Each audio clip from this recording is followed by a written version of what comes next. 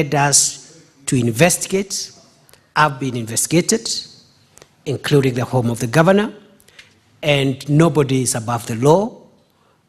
Anybody who is linked will be punished, who is linked with this crime, and also nobody has the capability, the capacity to try interfering with this matter, because we will not allow crime to thrive because of interference. Nobody is powerful enough to interfere with the statecraft, especially on sensitive issues like national security. Senator Dulo. Thank you, Mr. Speaker. Mr. Speaker, I would like to thank the CS for the information given on the blogger who's been killed. In line with the same, Mr. Speaker, I know there is so much threat on the ground, more specifically to the bloggers, and I'm sure the CS is aware sometimes security agencies are also used by those who are in power to silence those bloggers. And number two, Mr. Speaker, there are counties where governors are recruiting youths in the name of Jeshi Fulani, Jeshi this, and Jeshi that. I don't know whether he's aware, but it's something that is actually worrying in most of the counties, and I can speak for Isiolo County. The CS should be on top of those things, and if it is happening, they should look for ways of stopping those kind of arrangement. I thank you. Honorable CS. Mr. Speaker, sir, I want to confirm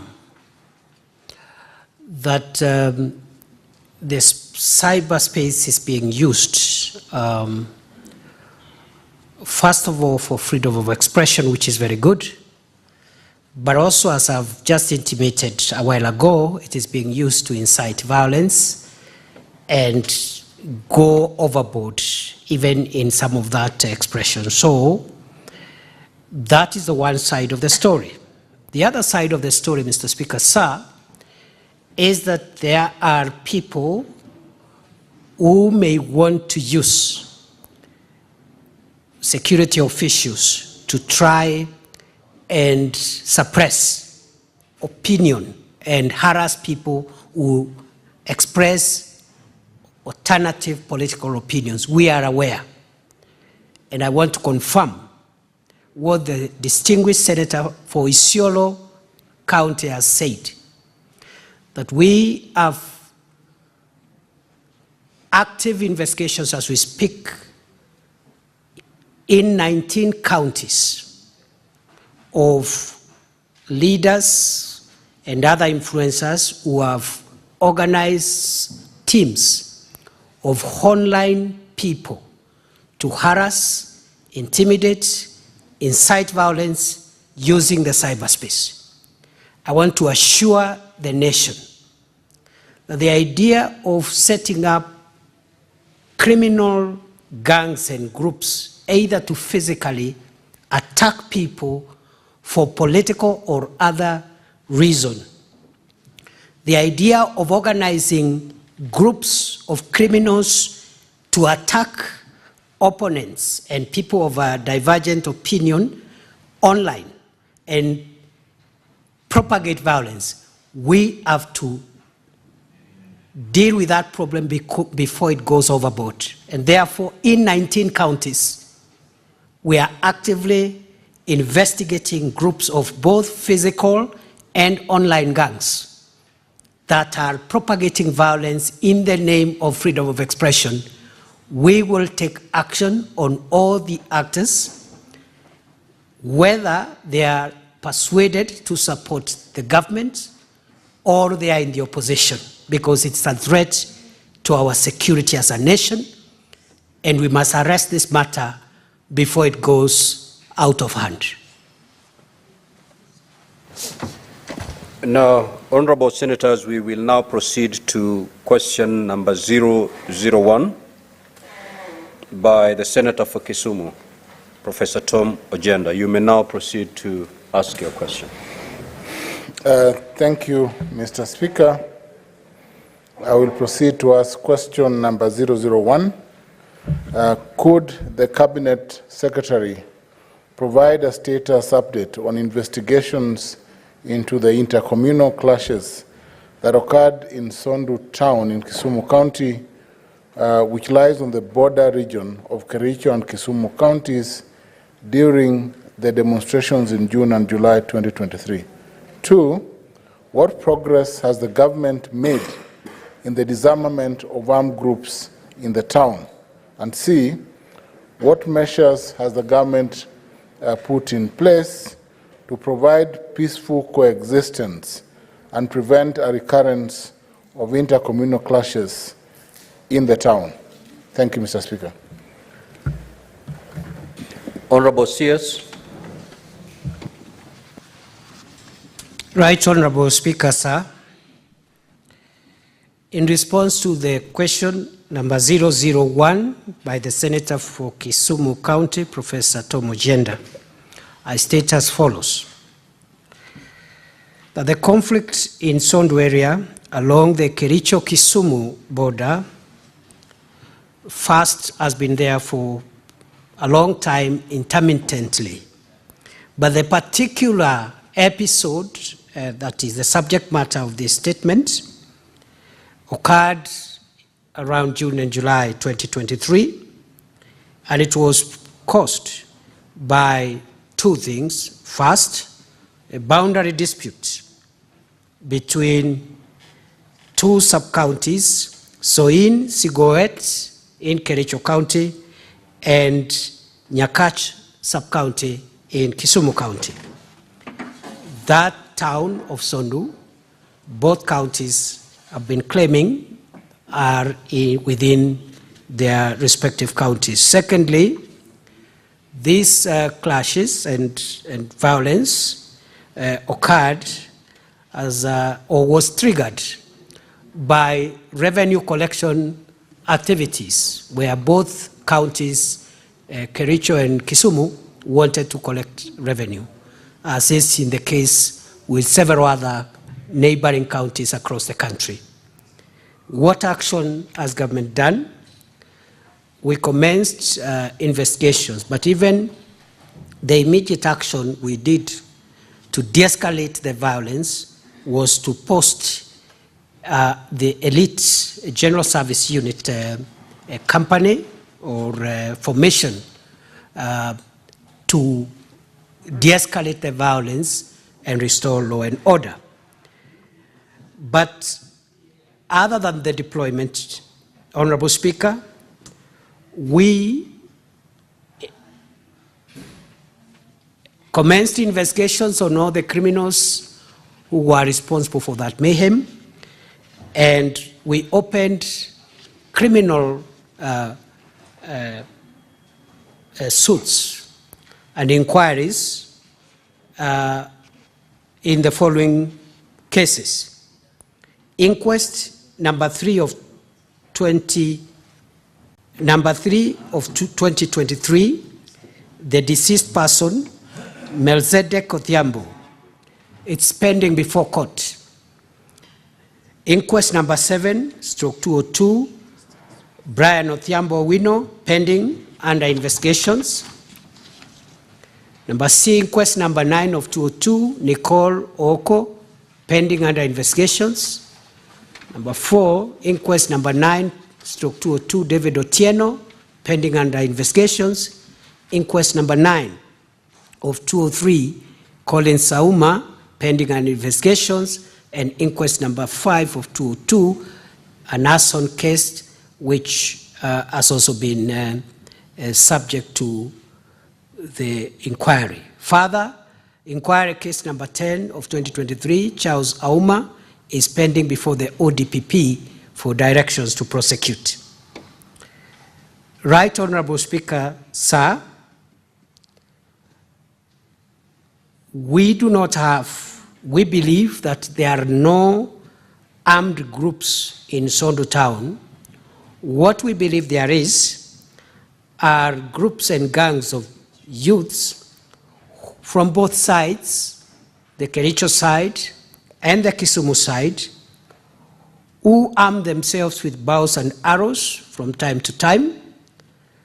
And what we've done to make sure that these gangs do not regroup is we have issued a security directive against bearing of arms on both sides. No one is supposed to carry arms.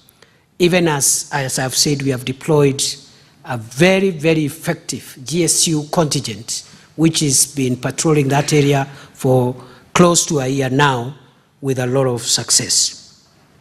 Right, Honorable Speaker, these are the measures that the government has taken to promote peaceful coexistence in the Sondu town area. First, the deployment of the elite GSU squad, which is already stationed in the area. The officers are conducting a 24-hour patrol within the affected areas. Secondly, we changed the deployment. We did transfers of all police officers from both sides who had served there for a long time, because the evidence was pointing to some of them having been compromised and having been conflicted with the local issues in that area. Thirdly, Right Honorable Speaker, sir, we are encouraging the security teams from the Kericho side and the Kisumu side to carry joint patrols together, so that we make it clear to the residents of that area that security is a national asset, security is a national good, it has nothing to do with boundaries. And therefore, the police, the National Police Service of Kenya, for example, whether they are serving in Kericho or Kisumu, are the National Police Service of the Republic of Kenya. So they are doing joint patrols. So on the Kericho side, the team from Kisumu and the team from Kericho patrolling together. And then occasionally also, on the Kisumu side, the two teams patrolling together. We believe this way will demystify, or rather reduce, the notion which was there, that the police on either side was trying to protect the interest of each side. These are National Police Service officers, and they serve the country equally. Right, Honorable Speaker, thirdly, we have arrested and prosecuted suspects. The following people or accused persons have been arrested and arraigned before court for cattle theft, because in those skirmishes, there has also been a case of livestock theft, low scale but quite disruptive in that area. The following people have been arrested and taken to court: Festus Chepkwonyi, Charles Kipkemboi, Walter Omolo Ogutu, Gabriel Ombusa Bolo, Barak Omondi, and Pongeso. We have also enhanced the sharing of intelligence among the security agencies and enhanced the collaboration with both state and non-state actors, including peace organization and other organizations in that area who are helping us with peace. The NCIC also, the National Commission National Cohesion and Integration Commission, has also been facilitating communities there to engage with each other, which is also a government initiative. And finally, I want to commend, on behalf of the national government, the efforts taken by the governors of the two counties recently, the governor of Kericho County, the governor of Kisumu County, by helping communities to talk to each other and make sure that we have long-standing peace in that area. Right, Honorable Speaker, sir, the measures that have been put in place are effective because normalcy has been returned in that area. The schools that had been closed have been reopened, businesses have resumed, and the Sondu open air market is currently operational. I submit. Honorable Senator for Kisumu, pursuant to Standing Order 51C7A, you have Mr. Speaker, to have two supplementary questions. Yes, Mr. Speaker, sir, my supplementary question is on floods that have afflicted the same victims of clashes. I want the CS to tell the House when he intends to visit the flood-infested or the flood-affected victims of the Sondu clashes. Mr. Speaker, sir, the sub-county of Nyakach specifically has been afflicted by floods, and the sub-county of Nyando and Kisumu. We have Kapuothe, we have Nyakach, we have Kabonyo Kanyagwal that has suffered from the backflow of Lake Victoria. I just want the CS to tell the House when he's visiting Kisumu and myself, just to share with us, we want to know that the government is concerned about us, Mr. Speaker, sir. Honorable CS. Right, Honorable Speaker, I don't know whether it will be in order for me just to say that I'll visit very soon, because the reasons are mainly two.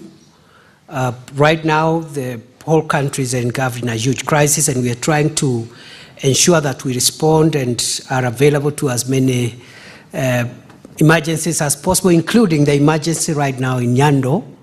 It's one of them. And secondly, also, this space, we do not have the privilege of having publicly available long-term calendars published.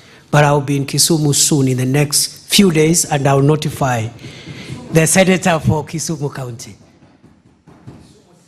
Senator Aaron Cheriot. Thank you, Mr. Speaker. Mr. Speaker, I'd like to welcome Majority Leader Emeritus, the CS for Interior, into this House, always diligent in finding time to come and respond to issues of members. And I appreciate when he takes time to engage us like he has done this morning. Mr. Speaker, I had earlier requested to speak, but you didn't grant me an opportunity. And serving in a position of responsibility or leadership in the House comes with its cost sometimes, part of which includes not picketing at the Speaker when they don't grant you an opportunity. And therefore, I missed out on an opportunity to ask the CS, because we were talking about bloggers and people who've been hurt. At the time of his coming to office, there was a very serious case of 2 Indian nationals who used to work in the communications team of President William Ruto, who were brutally murdered, just like... So, Majority Leader, let me use my limited powers given to me under Standing Order number 1 to allow you to ask that question, and then you can pick one for this particular question. Another privilege of being leader of majority. I thank you, Mr. Speaker. So, if the minister finds it well within his means to give perhaps a response to this, if not, he can file a response later to the House, Mr. Speaker, is a matter of these 2 bloggers of Indian descent that worked in the presidential communications team of then candidate, but now President William Ruto, who were abducted and murdered. I know there had been investigations, but up to date, I have never heard if anyone has been taken to court on that particular matter. Therefore, Mr. Speaker, it will be important for the minister to brief the House, because this is something that caused great agony to the young families of these 2 gentlemen that worked with us in the communication team. On this particular issue of Sondu, Mr. Speaker, I want to first appreciate the minister for the steps that he took at the height of that very difficult time and intervened during that season when there were clashes in Sondu. I just wish to request him, Mr. Speaker, if he can confirm to this House whether there are plans to make that GSU camp that he has referred to be in existence on a permanent basis, given that this is an area of high potential threat every time there are either political disagreements or otherwise, Mr. Speaker, because if we can have that GSU camp in permanently there, then it will deter people, Mr. Speaker, who are known to commit either acts of violence or other even acts of theft, because apart from clashes, Mr. Speaker, that are of a political nature, within the same vicinity, there are challenges also of cattle rustling, Mr. Speaker, on the boundaries of Kericho and Kisumu, and therefore it will serve us well in providing calm and peace in that region, if this GSU camp can be permanently located in that particular location. Finally, Mr. Speaker, is to request the Cabinet Secretary to now go the full hog. Apart from restoring calm militarily, like has been done by use of police, there's need to pacify the area by engaging elders and local leaders, which is a promise he had made to us when he visited that particular time, because one of the issues I know for a fact that continues to cause problems is a market that was built by the county government of Kericho, but up to date, they are not able to either allocate traders to use that particular market or collect cess from that particular market, yet these are resources that they use, and therefore the people on the Kericho side continue to feel hard done that they invested, that the county government put up a market, which unfortunately they are not able to collect rates from, which is something that causes animosity. Therefore, Mr. Speaker, I want to find out from the Minister if there are plans to now move this conversation on peace beyond just police intervention and get it to the level of community integration now, so that you have either elders together with leaders so that we can commit. I am aware that at least at the county government level, something is being done between, I think, the governor of Kericho and the governor of Kisumu. I saw a press release last week, but we still feel there is need for a deeper understanding and a well-organized interaction between the two communities so that we can bury this challenge for once and for all. I thank you, Mr. Speaker. Thank you for indulging me. Honorable CS. Mr. Speaker, sir, the majority leader has raised two issues in one, and I think he has used the privilege of office to get away from and receive the kind of orders and directives he has received under Standing Order 1. I would like to respond as follows. First is the issue of whether or not we have made headway with regard to the Indian nationals who disappeared and are believed to have been murdered just before elections. We have made some progress, but because this is a legal process matter, I request if that question could be conveyed to us in writing so that we get accurate information which is up to date. But from where I sit, I know some progress has been made. We may not have nailed the suspects, but we'll be more than happy to provide the status update if a request is made in writing from the Senate, Majority Leader. On the second issue, Right Honourable Speaker, sir, at the time when I visited Sondo at the height of the episode in June, July last year, it is true the political leaders from both Kericho and Kisumu had requested to meet with us. We were not very keen at that time, which is one of the occupational hazards I suffer these days. That even my very best friends, sometimes I am forced to avoid them at least for a while, especially where for example, an active security matter is pointing to the direction of either their friends, supporters, etc. And so I avoided my good friend, the Majority Leader, whom I believe is doing a great job in profiling the position of the leadership of the Senate in this House. And I'm sure he will do much better than us who are trying to figure out what this office was all about at the beginning. However, Honourable Speaker, so we avoided political engagement with political actors at that time because evidence was leading us to stay neutral. But I am happy to report to you, Majority Leader, through the Speaker, that we are in a good place now, and I want now to honor the promise that I did. And I will take the initiative to bring the teams together from your Kericho side and Kisumu side. Mr. Speaker, the House may want to know The Sondu matter is not as complicated as some of the other issues we are handling. These are brothers and sisters and neighbors who understand each other. So with regard to the question of meeting political leaders for permanent solution, we should be beginning that as soon as possible. And finally, Honorable Speaker, the request or the suggestion from the Leader of Majority about the GSU camp, he had already approached me informally outside the House, and even my senior Senator for Kisumu had also requested the same as a sign of ensuring that there is stability in the area. We will make that camp at Sondu permanent, and we will increase its strength, because we realized that's a matter where presence of law enforcement can 99% resolve the matter. Senator Manzo. Thank you, Mr. Speaker. In relation to the same matter, Mr. Speaker, I remember one time it was on this floor, and at that moment it was a blame of a stolen motorbike. Then it has graduated to other factors. I would like to ask the CS, while looking for a permanent solution,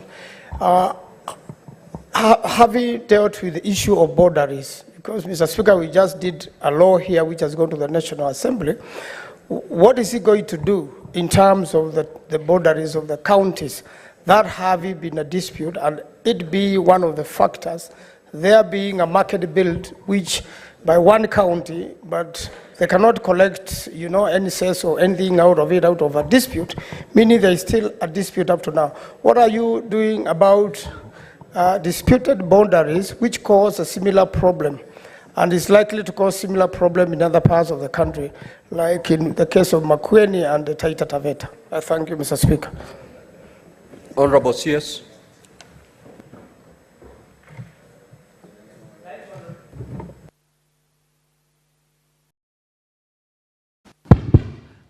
Right, Honorable Speaker, sir.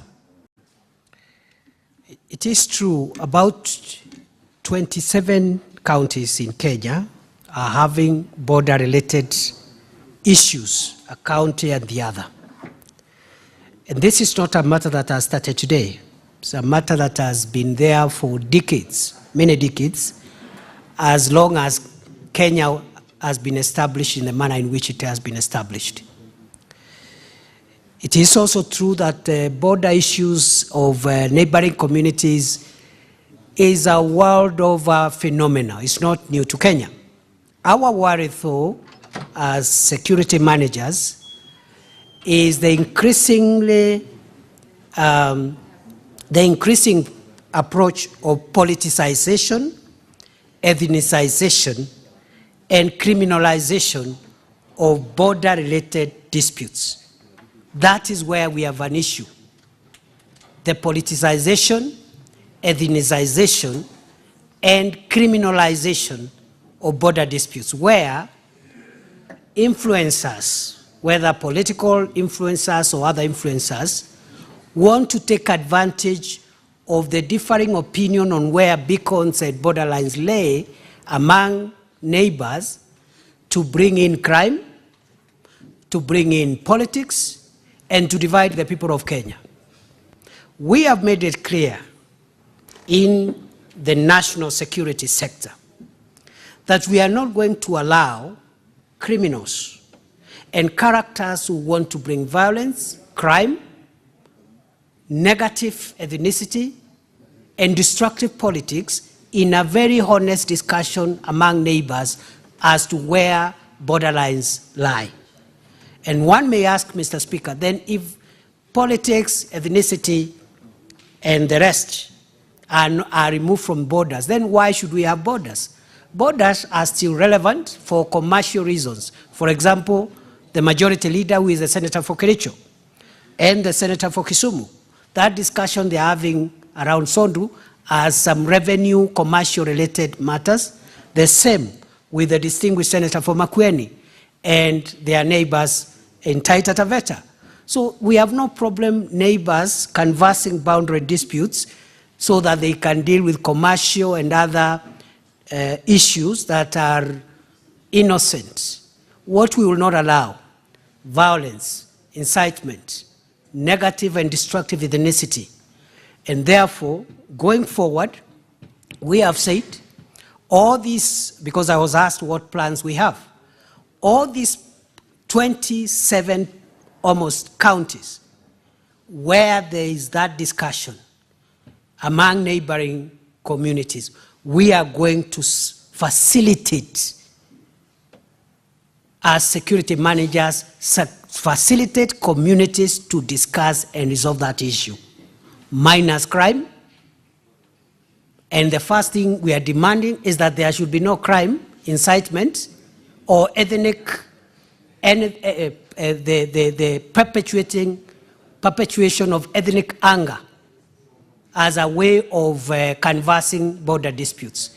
As soon as any counties that are affected remove crime and negative politics and ethnic profiling and incitement from the discussions, will move in, and I'm sure we will find a lasting solution so that the commercial and other issues that are relevant continue unhindered, including what the Senator for Kericho has said. A market like that should be used to help generate the wealth of the people of Kenya, whether they're in the Kericho side or in the Kisumu side. They are the people of the Republic of Kenya.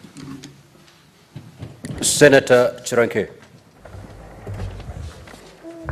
Thank you, Mr. Speaker, and I want to congratulate Deputy Speaker Emeritus for the wonderful job he's doing. I think he's the best CS, and he knows what he's doing, unlike others. Mr. Speaker, Mr. Speaker, you need to protect me, Mr. Speaker. I don't know why the House is excited.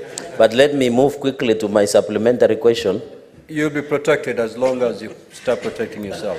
But Mr. Speaker, we are also secure because the Interior Minister is here. Quick one, Mr. Speaker. I wanted to do follow-up on the issue of also Kisumu and Nandi and Kakamega and Nandi. We have had issues in the past. What is, because, Mr. Speaker, what triggers these ethnic and border clashes sometimes is something that is beyond the hardware of the security sector. It could involve the issue of land historical injustice, among others. What is the CS doing to work closely with other agencies like National Land Commission, National Cohesion and Integration Commission, among other agencies, Mr. Speaker, to ensure these issues that trigger border clashes along the borders across the country are permanently resolved, so that it doesn't need to go with the hardware or software of the securing the sector, Mr. Speaker? I thank you. Honorable Sears.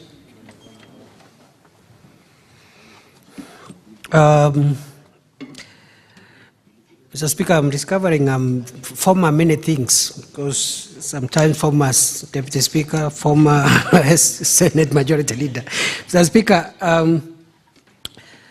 the matter raised by the distinguished Senator for Nandi is true.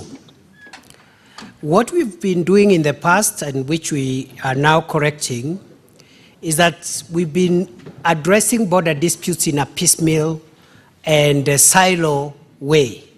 For example, as we are aware, the IEBC, for example, has a role in constituency and ward boundaries. As we are aware also, the Constitution of Kenya provides in Article 188 that boundaries between counties will be determined by a boundaries commission, which, in my interpretation, is not the IBC. I know at least one case which I brought earlier on in my earlier life as a legal practitioner, challenging that issue. And it was around electoral disputes, 2 counties involved. And the court did say that the IBC deals only with electoral and ward boundaries. But inter-county boundaries is the role of the commission envisaged in Article 188, which is not the IEBC. And I know Senator Emeritus Mutula Kilonzo Jr. of Makueni did bring a bill at some point to have this commission established. I don't know how that matter has progressed. Therefore, Honorable Speaker, going forward, we want to make sure that we deal with boundary disputes comprehensively. And since boundaries are emotive, they can lead to a breach of public order, we have determined through our teams, the county security teams across the country, and us in Nairobi, we are going to address each of the cases involved in a multi-agency manner, security-led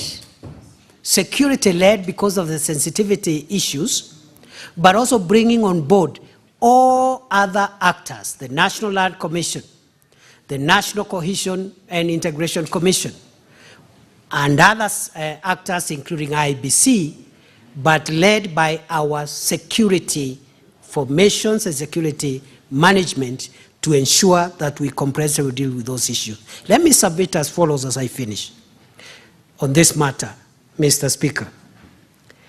If we removed incitement to violence and unnecessarily ethnicizing and politicizing these issues, we will resolve all the 28 inter-county boundaries in this country in a very short period of time.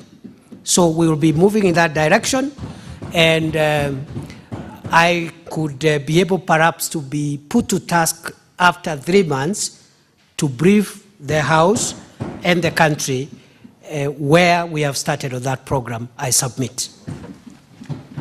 Senator Dulo. Thank you, Mr. Speaker.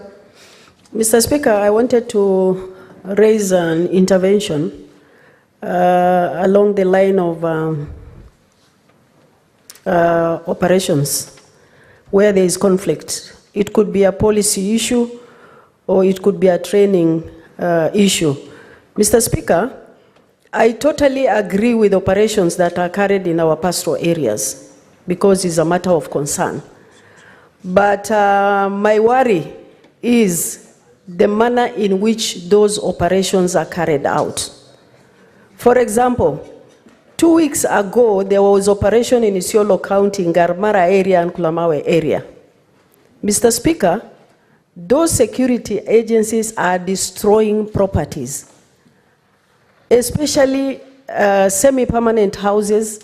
Women are beaten up, kids are beaten up, and I think, Mr. Speaker, I would request the CS, if there is any way that we can deal with those issues, because those security agencies, they are even taking away animals of innocent people, Mr. Speaker. So CS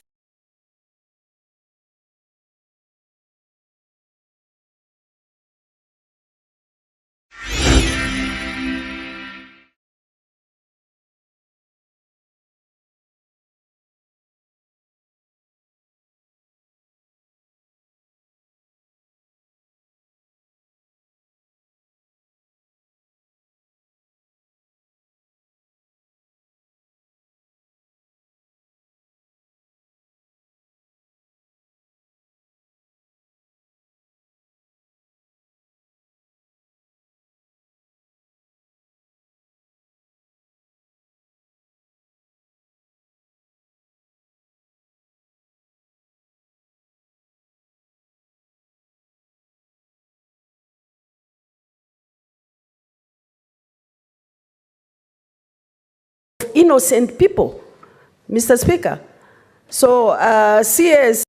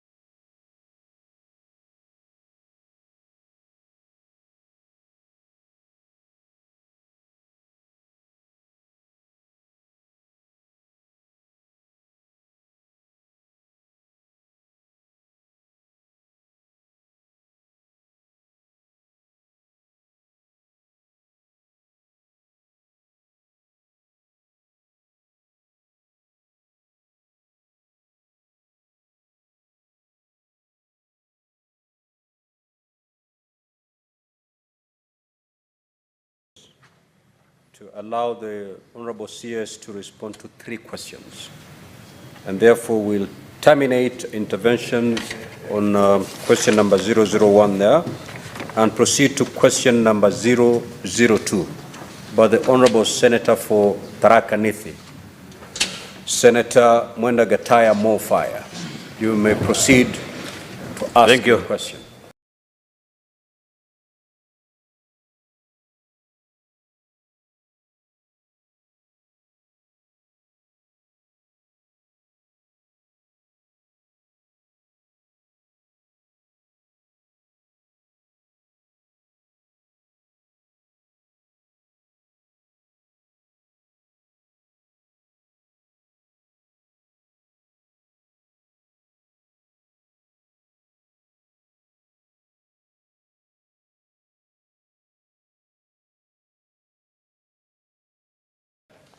I would also request to know from the CIS Interior what specific measures has the ministry also undertaken to fast-track the establishment of offices for all government institutions, including the National Treasury Office within the sub-county. Chekariga. C, could the Cabinet Secretary provide a status update on the construction of a division police headquarters as well as required police stations in the sub-county? D, what other specific measures has the government taken to enhance access to national government services by residents of the said sub-county, which is Chekariga? Thank you, Honorable Speaker.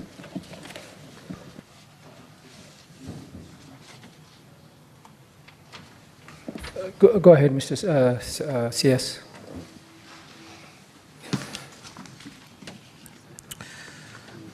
Right, Honorable Speaker, sir. In response to the question and statement sought by the Senator for Tharaka Nithi County, I state as follows. Chekariga sub-county was established and carved out from Tharaka South sub-county in 2022. It was gazetted in 2022, and a deputy county commissioner was posted at that time to take charge of the sub-county. The sub-county at the moment is functional and operational, but there are some staff who are yet to be posted, and we are working with other ministries who have not posted their, who have not deployed staff to do so in the soonest time possible. And therefore, one of the things that I want to inform the House also at this juncture is that there is need for us to improve the infrastructure so that we can host the pending officers, public officers who are yet to be posted, who are yet to be deployed. We have not had adequate funds, but we have made arrangements in the 2023-2024 financial year to avail funds to expand the infrastructure offices of the sub-county so that the pending officers who have not been posted or deployed are deployed. Honorable Speaker, sir,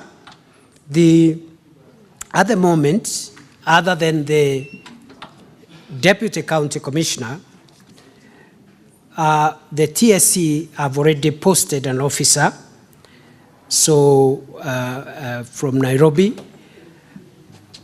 We in the Ministry of Interior have also posted recently a national registration or the registrar of persons for the sub-county. Also, other members of the sub-county security committee, including the sub-county police commander, the intelligence head, as well as the DCI head, have also been posted.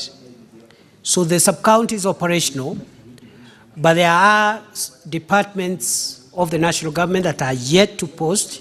We are working with them to deploy, but also on our part as the Ministry of Interior, we have factored in the 2023-2024 budget monies to build or enlarge the infrastructure to provide office space even as we do so for about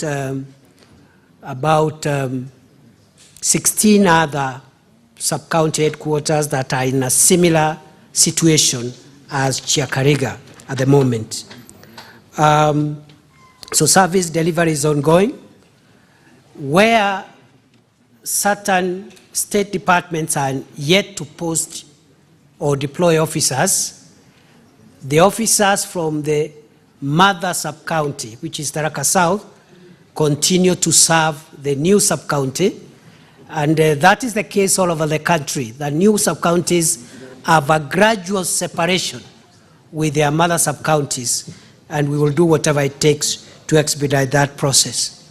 Before I sit down, Right Honorable Speaker, it is good manners as a public officer to declare that this question is about a sub-county from a county where I come from, and it is good manners to say so.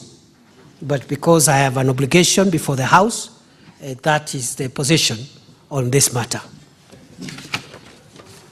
Thank you, CS. Senator Mofai, do you have a supplementary question? Honorable Speaker, I only want to agree with the CS Interior that what he has stated is true. We have seen some senior officers being transferred to Chakariga. We have the TSC, we have the National Registration Officer who is doing very well. And we trust that what he has just said is going to be realized in the next budget, and the Chakariga is going to be operational. I sincerely thank him for that response. I will allow supplementary questions related to the original question. Senator Osotsi. Thank you, Mr. Speaker, and thank you, Cabinet Secretary, for that answer. My supplementary question is... What is your point of order, Senator Kisang? Proceed. My supplementary question is in relation to the new sub-counties which have recently been gazetted by the Cabinet Secretary. Maybe the Cabinet Secretary can tell the House the status of those new sub-counties. When are you posting the deputy county commissioners, and have you made arrangements for their settlement and inauguration of those sub-counties? The case in point is Hamisi sub-county in Vihiga County, which you recently gazetted. So maybe you can tell us about that. Mr. CS. Right Honorable Speaker, sir. All the sub-counties that were gazetted in March, actually in February, 14th of February, will be operationalized in the coming financial year 2023-2024. Mr. Speaker, we encourage senators to liaise with the members of the National Assembly from their counties to prioritize from the CDF the building of infrastructure for DCCs because that expedites the operationalization process. We have some money, but it's not enough to serve all the needs that we have because of the fiscal space of the country and of the budget. Where members of the National Assembly have invested and contributed to what already we have to complete the infrastructure projects for offices and residencies for our DCCs. We'll be more than happy to operationalize that even as we look for money for the offices of the other sub-counties. I want to assure this distinguished senator for Vihiga County that Hamisi sub-county will be operationalized, and we will deploy the deputy county commissioner and all departmental heads at the sub-county level within the financial year starting 1st of July 2024. Thank you. Senator William Kisang. Thank you, Honorable Speaker. Honorable Speaker, actually my question was similar to what Osotsi was asking, because we have a new sub-county called Keria Valley sub-county, and because of the security situation along Keria Valley, we expect that the CS to have by now sent that Deputy County Commissioner, the MP Marakwet East, Honorable Kankoko Bowen, put up Assistant County Commissioner's office near Chesongoj center or town, and we had proposed that the DCC could start from there, as he gives priority to allocate more resources from July to do a proper Deputy County Commissioner's office, Honorable Speaker. And secondly, Honorable Speaker, in the same line, maybe the CS needs to tell us when is he going to operationalize the other units, especially locations and sub-locations that were cassetted 2017 by the late CS Ngaizeri before the elections of 2017. And the last one, Honorable Speaker, is we had requested, it was only two, Senator Kisang, you're only allowed one supplementary question. Oh, then that's okay. Then finally, just to congratulate the CS, he's doing a very good job. Thank you very much, Waziri. I know also how you assisted me to be elected as a senator. You've done a good job.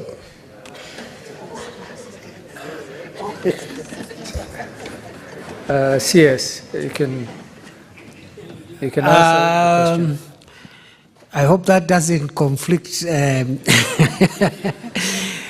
Yeah, Honorable Speaker, sir, with regard to the supplementary question or statement of the distinguished senator for Elgeyo Marakwet County, I want to confirm that because of the security situation in North Rift and particularly Elgeyo Marakwet and Baringo County, the two sub-counties that are critical to the securing that area, namely Kerio Valley sub-county and Koloa sub-county in Tiati in Baringo County, will be operationalized within the next 30 days.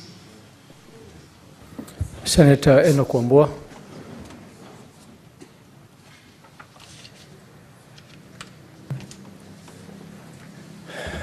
Thank you, Mr. Speaker. I believe this is not going to be another ambush to the CS. But my question is in relation to a matter that the CS knows very well, the matter of the Tharaka-Tagishu sub-county. I say he knows it very well because, Mr. Speaker, the CS was part and parcel of the push to get that sub-county, and it has been operationalized. It has been given a sub-county code.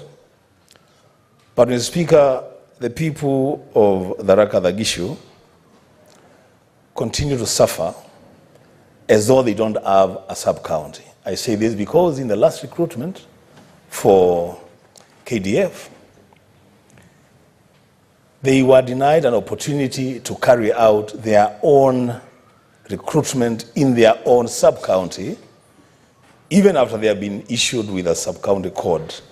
And they were forced to move to Mumoni Ward to compete for positions in Mumoni Ward. We tried to raise this matter with the authorities. We were not successful. I am happy, and the people of Tharaka are lucky, that the person who actually pushed the creation of that sub-county is here to respond to that question and give them the assurance that in the coming recruitments, then the people of Tharaka-Tagishu will exercise the right of recruitment on account of their own sub-county code. I thank you, Mr. Speaker. Mr. CS. CS, my good neighbor at home, Senator Wambua, is correct. This time he hasn't ambushed me. The only small clarification I want to make again as part of clarifying for ethical reasons. You know, he has said I was part of the people who pushed for this sub-county.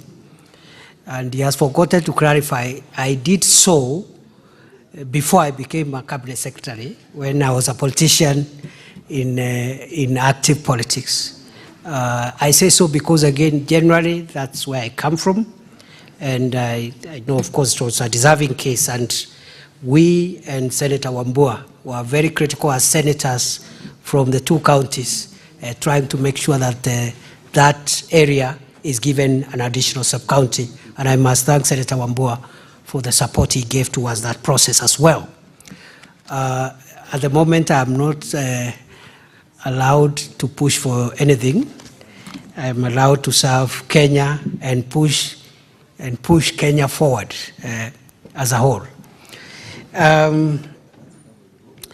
Mr. Speaker, sir, it is true, just like many sub-counties which have been established, it takes time before all the agencies and departments realize and actualize the need for the autonomy of each sub-county and grant them the fair allocation of their resources, including recruitment, into the public service.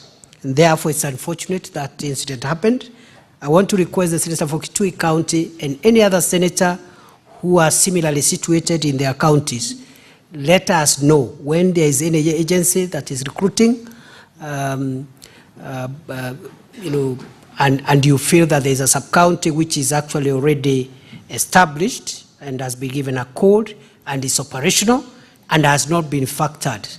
Because some of the people who prepare those advertisements, some of those public officers, may not be up to date with the recent developments in terms of the creation of new units. Sometimes it's not their fault. And please, let's work together and make sure that we don't have a repeat of that. And I want to assure the Senator for Kitui County, the people of Kitui, and particularly the sub-county of Tharaka Tagishu, that all recruitment for all agencies and ministries and departments or in the public service will factor in this sub-county because it is operational and it's an autonomous sub-county. We should be treated as such. The President did visit that sub-county sometimes last year, I think 13th of July or thereabouts, last year, 2023. And there is a presidential directive which we are implementing again, we hope we'll implement in the 2023-2024 budget, where we are directed to provide, construct the sub-county offices and a resident for the DCC and provide a vehicle for the DCC and other members of the sub-county security committee. I submit. Thank you, Senator Alexander Mundingi. Asante, Bwana Spika. Swali langu ni kwa ujumla. Sijui kama utaniruhusu imbaye upande ya security niweze kuuliza, lakini upande ya security, Bwana Spika. Senator Mundingi, swali lazima ihusiane na ile swali ambayo ilikuwa imeulizwa na Senator Mofaya.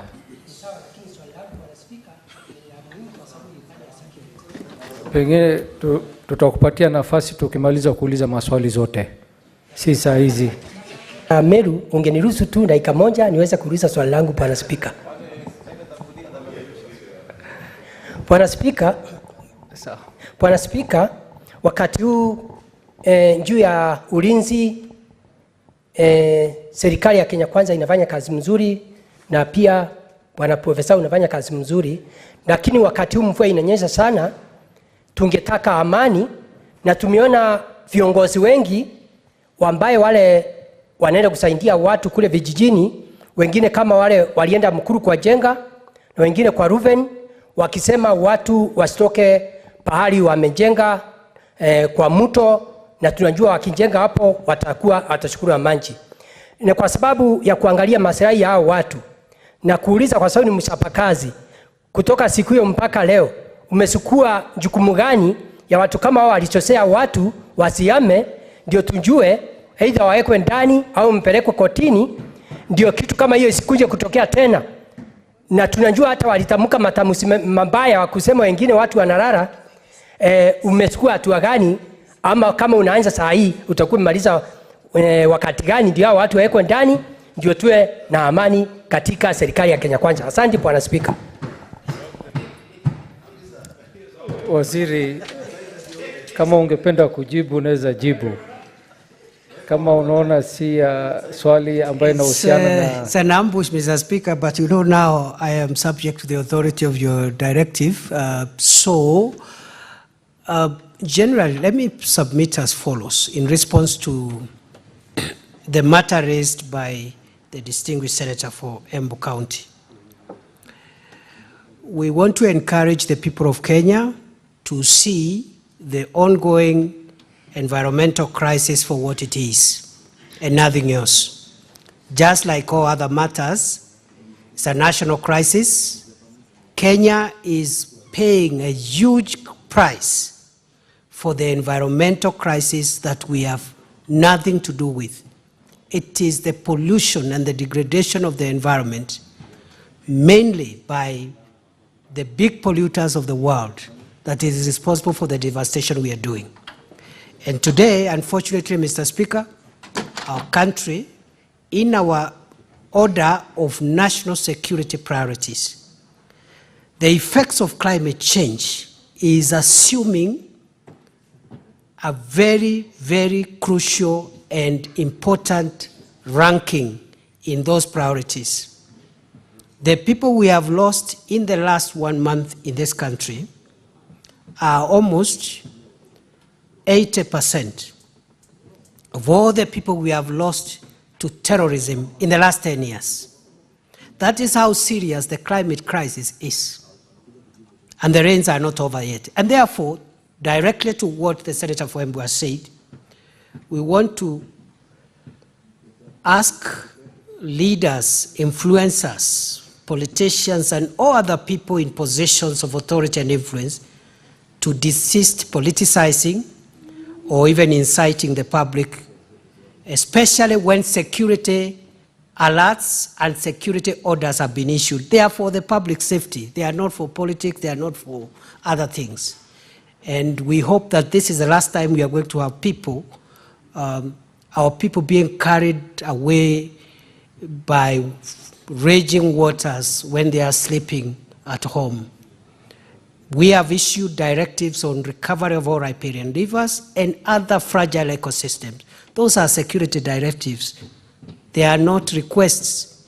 And any leader who tries to interfere with security operations, we will deal with them the same way we deal with other leaders who threaten our national security. As I have already said, this matter is costing us so much pain, so much death.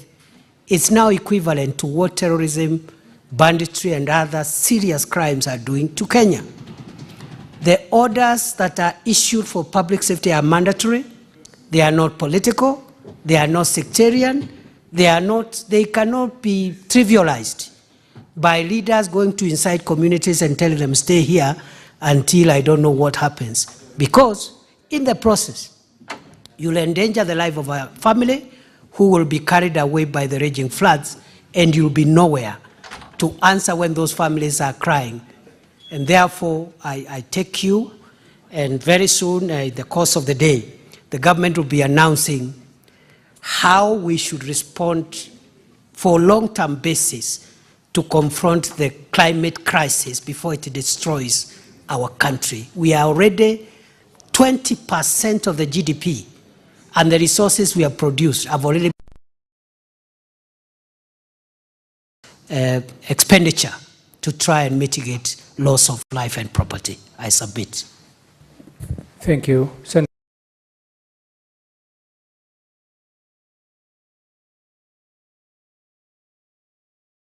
To tell this House the criteria used by government to create sub-counties and what is the optimal number of sub-counties the country should have. Thank you. Mr. CS.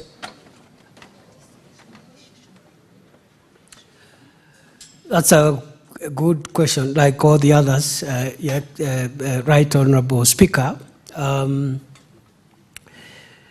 It is important for the country to know through this House that the creation of administrative units is not a whimsical or discretionary activity.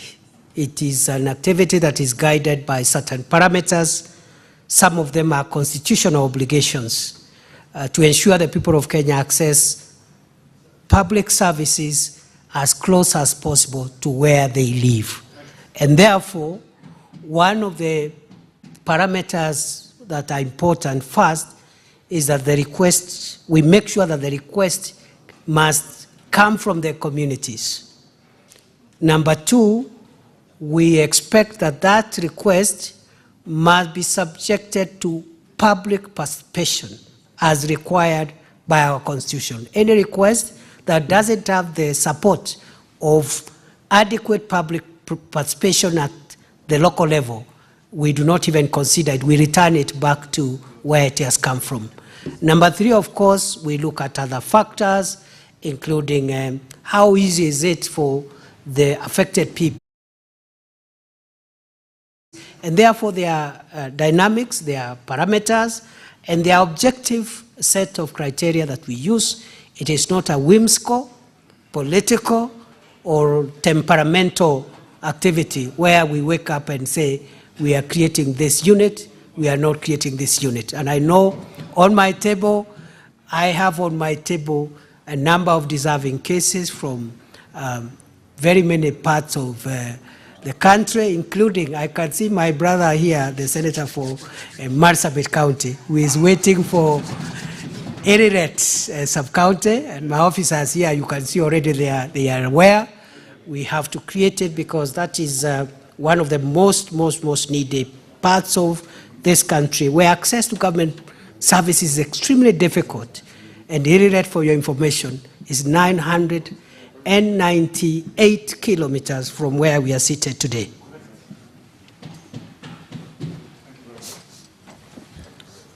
Senator Andrew Mtata. Mr. Speaker, sir, thank you for the opportunity. I would like to ask our Cabinet Secretary for Interior a related question regarding Teso Central. The people of Teso are very grateful when Teso Central was created and headquartered at Amkura. But upon the division of subdivision of Teso South into 2 sub-counties, all the assets that were at Amkura were moved to the new offices of Teso South, and Teso Central was left without any facilities operate. Even the police don't have a patrol vehicle, they don't have, there's no stationery in the offices. Even the DC has nothing. The offices are just bare. So I don't know, Honorable CS, what plans do you have to make sure that Teso Central in Amkura, which the people of Busia are very grateful when you create the Ministry of Interior created, becomes fully functional? Because right now people are not getting the services they deserve. That's my question, Honorable Speaker. Thank you, sir. Mr. CS. Right, Honorable Speaker, sir. It is true what the distinguished senator for Busia County has said. The Teso area generally is one of the areas where additional administrative units have been already provided and will continue to provide more for the reasons which I stated earlier. It is also true that the creation of Teso Central created an asymmetry in terms of infrastructure between Teso South and now Teso Central. We are constrained for budget, but I also want also to inform the distinguished senator for Busia that presidential directive to make sure we reallocate the available finances in our budget in the 2023-2024 financial year to get resources to provide infrastructure so that all the sub-counties have symmetrical infrastructural facilities. And even at lower level, we have operationalized I think 2 or 3 divisions. I've been in Teso myself once. I'm going back there next month because we have outstanding work at the divisional level. So I want to ask the distinguished Senator of Busia County to be a little patient, and perhaps in the new financial year, we see how we can work together, and hopefully the CDF, which is relevant there, could support us. But either way, we have to create the infrastructural symmetry that is required to make sure that the Teso South Sub-County, Teso North Sub-County, and Teso Central Sub-County have adequate infrastructure to serve the local communities to be able to access government services as is envisaged under our Constitution. I submit. Thank you, CS. Senator Karongo Thango.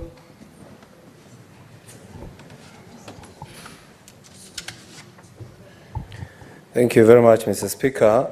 My question to the CS, whom before we started running for this seat, we used to look up to him.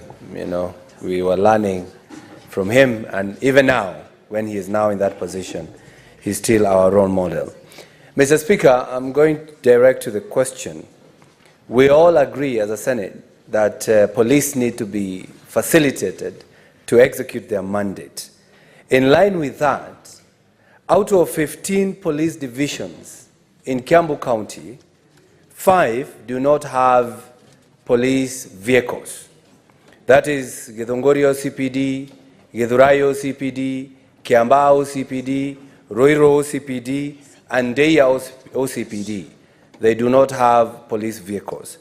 Out of 59 police stations in Kiambu County, 35 do not have police vehicles. My question is to the good CS, when are you likely to facilitate these police officers, and especially at this time when we are fighting floods and insecurity in some areas in Kiambu County? Thank you. Mr. CS. Thank you, Right Honorable Speaker, sir.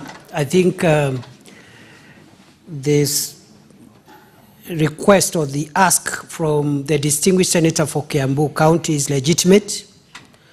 At the moment, Right Honorable Speaker, out of the 1,300 police stations we have in Kenya, about 700 do not have vehicles. That is nearly, actually more than half of the police stations of our country. A number of police divisions are also they do not have facilities. And for the last 1 year, we have been engaged as a ministry with the National Treasury so that we can renew and expand the leasing program, which had provided us with space to be able to equip and provide vehicles for our law enforcement officials. Because of the fiscal situation that the country has been going through in the last 2 years, we've been negotiating with Treasury because our demand for police, Ngao, and all the players, including DCI, was actually we were asking for 4,000 vehicles through the leasing program. But we've been brought to reality that the economy cannot carry that request.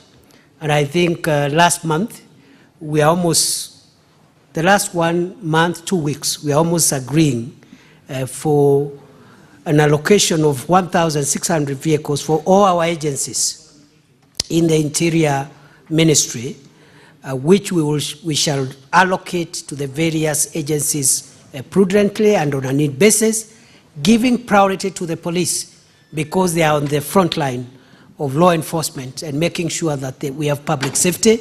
And therefore, I want to assure the distinguished senator for Kiambu County, who almost got me worried when he said they used to look up to us.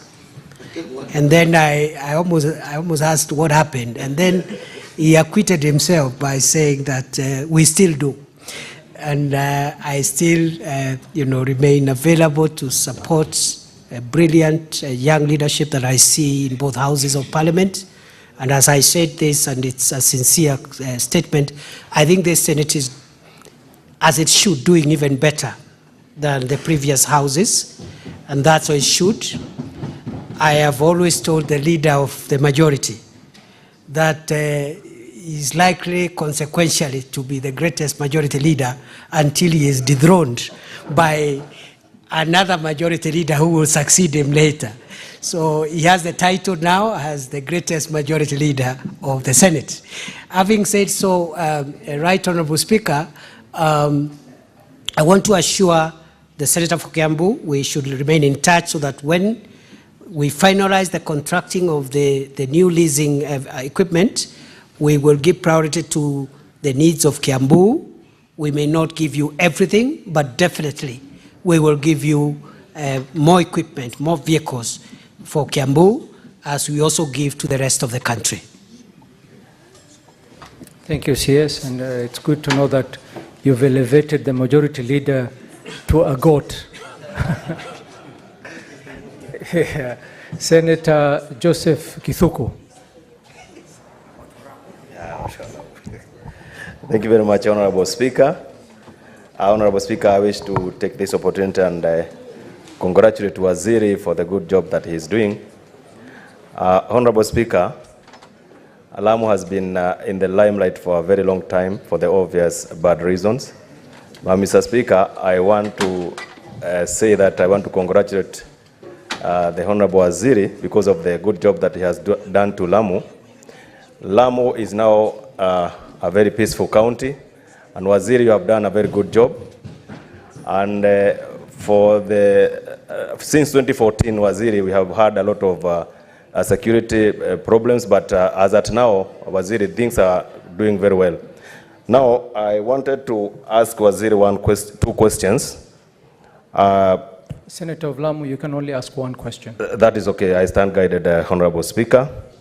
Honorable Speaker, we have a sub-county in Lamu that was gazetted a while ago. That is Lamu West sub-county that is supposed to be constructed at Mpeketoni, being its headquarter, Honorable Speaker. I wanted to know from Waziri, what is the government preparing, or what is the government intending to do to see to it that that sub-county headquarter is constructed.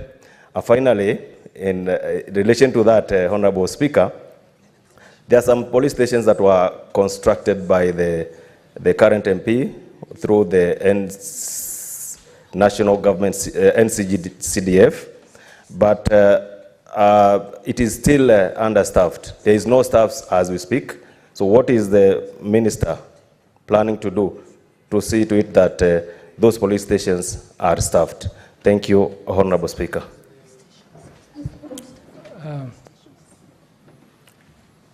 I see a lot of interest in this question, and I'm not sure if we're going to have enough time to take the other two questions that are remaining. So I would want to ask senators to be very brief, and probably we'll take 3 questions so that the CS can answer 3 questions at the same time, so that we can proceed much faster. Senator Steve Lelegwe. Thank you, Mr. Speaker. I have one supplementary question to the Cabinet Secretary, and my question is, can the Cabinet Secretary update the House on the timelines for gazetting the next batch of the new administrative units that have met the threshold for upgrade, particularly those that are facing security challenges? Thank you, Mr. Speaker. Senator Oburu Oginga. Thank you, Mr. Speaker. The Waziri is in very familiar territory, having been the Deputy Speaker here. And Mr. Speaker, sir, I just want to ask him about Bondo Sub-County, where there was a gazettement of Usigu division as a sub-county. and it has not been operationalized. Can we know when it will be operationalized, Mr. Speaker, sir? And I don't know, Mr. Speaker, just allow me to mention something on security. Mr. Speaker, there's a market in Bondo constituency called Ndera, which is just opposite Raila Odinga's home. And there is a lot of insecurity, Mr. Speaker. The people are being beaten there, the shops, there are some boys marauding, denying people of their telephones, and people are crying, Mr. Speaker, because and reports are made to police, and there's a woman who even caught some people on camera, and those people were in police uniforms, Mr. Speaker, and there is nothing which is no action is being taken at all. The market is called Ndera Market, Mr. Speaker. I hope the minister, maybe if he doesn't know anything about it, he could investigate and let us know. But if he knows anything about it, can we know the situation of security there? Mr. Speaker, thank you very much. Thank you. Bwana CS. Mr. Speaker, sir, thank you with regard to the statement raised by the distinguished senator for Lamu County. Just as he has thanked us, me and my colleagues in the ministry, we are also very grateful to the political leadership of Lamu County. We had started with a little bit of turbulence, and we had a very unpleasant engagement at the beginning with the political leaders of Lamu County, the governor of Lamu County, the senator of Lamu County, the woman representative, and the MPs of Lamu County. We had a very turbulent, unpleasant encounter, which, as I said earlier on, Mr. Speaker, comes with this territory. National security it's like that. National security and politics are not 100% symmetrical. There are rough patches along the way. And I can see others here, some of them looking at me, whom we have had some moments. And later on, those moments have gone, and we have the good moments. So I am very grateful to the political leaders of Lamu County. And the current normalcy that we continue to engage, although we are still on high alert, much of it has been contributed by the maturity, sobriety, and the leadership of Lamu County. We're very grateful. Many of our problems, national security problems, are caused by us. We sometimes take advantage of insecurity. We rope in politics, we rope in religion, we rope in other things, and we complicate a problem which would have been resolved easily. So I'm very grateful for Lamu and many other counties which had issues, and now we are managing them together with their leaders. Honorable Speaker, the government will provide money during the financial year 2023-2024 to start the construction of the offices for the Deputy County Commissioner for Lamu West at Mpeketoni. Honorable Speaker, with regard to staffing of police stations, police posts, and patrol bases within Lamu, I have already asked the Inspector General of the National Police Service to gazette, because for police stations is the IGU gazettes, those facilities after he sends the team to inspect them, so that to make sure they have the basic amenities like the armory and other critical facilities like a cell for men, a cell for women, a cell for children, which now is standard in all our police facilities. As soon as the IG is satisfied with the structural integrity of that space, he will gazette and we will deploy. And we have enough officers in this country 106,000 police officers for a population of slightly above 50 million. We have enough officers to post to Lamu and to all the other parts of the country that are needy. Right Honorable Speaker, I've also been asked by the distinguished Senator for Samburu County, which is one of the counties that has really experienced very painful moments because of criminal activities and organized crime. I want to respond by saying that yes, there is the process of establishing an additional sub-county and other administrative units in that county is underway. I already engaged the leaders and we agreed on what they needed to do in consultation and of course with the deputy county commissioners and the county commissioner in Samburu, so that the public participation process is impeachable. Once we conclude and gazette, we are not taken to courts over headquarters, over this and that, and the other issues. In any case, the Constitution demands that public participation must be carried out by any public official or any institution that is making a decision. So we will conclude that process. I am hopeful, possibly before the end of the year, we will have another cohort, again, broadly for the country, not just for Samburu County, because our obligation as a nation is to carry everybody along.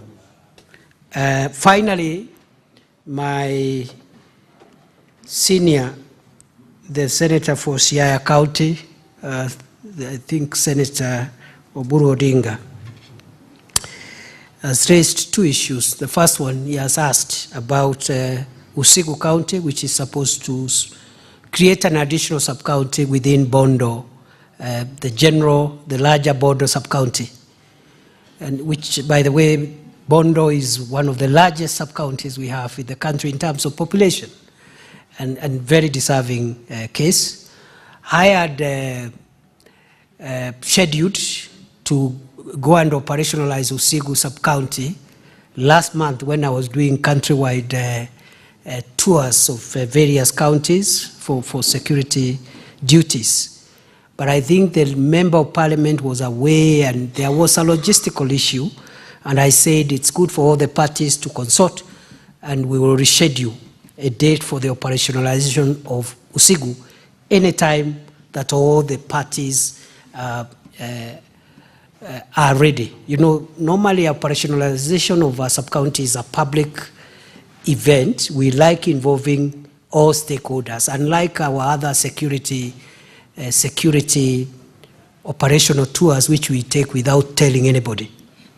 And we've been bashed by very many of our friends who say, how can you come to here or there without telling me? And over time, I think they have agreed with us. Sometimes when it's an operational trip, we are not in a position, first of all, to tell anybody, leave alone the elected leader, even for our own safety.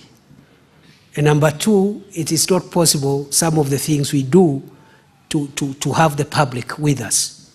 But whenever we have an event as security managers that is a community event like operationalizing a sub-county, we make sure we inform everyone and members of the public come so that we are all together. So the distinguished Senator for Siaya, we will do that for Usigu in the shortest time possible. We are ready. And the budget has already been aligned to reflect that. Finally, this DIRA issue, I think I have seen one of the reports from my daily security briefs. Every morning we have daily briefs and threat assessment. And I think that general area and also parts of Vihiga and the boundary between Kakamega and Siaya again, there's a lot of criminal groups who are perpetuating violent crime, stock theft, in a most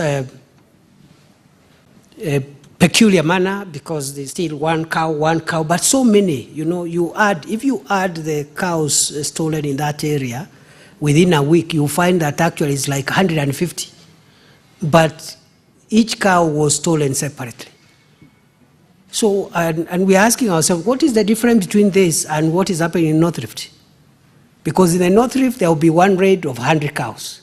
Here, it is many raids, but in installments, but the total is the same. So we are taking action, Senator Oburu, and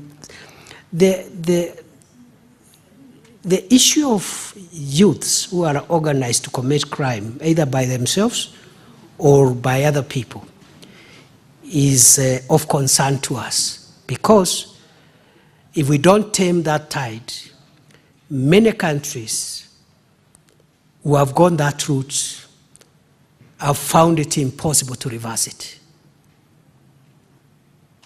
And even among political leaders, please, those of us who are festering groups of people who are using violence to perpetuate whatever outcomes, you are endangering our national security. Stop it.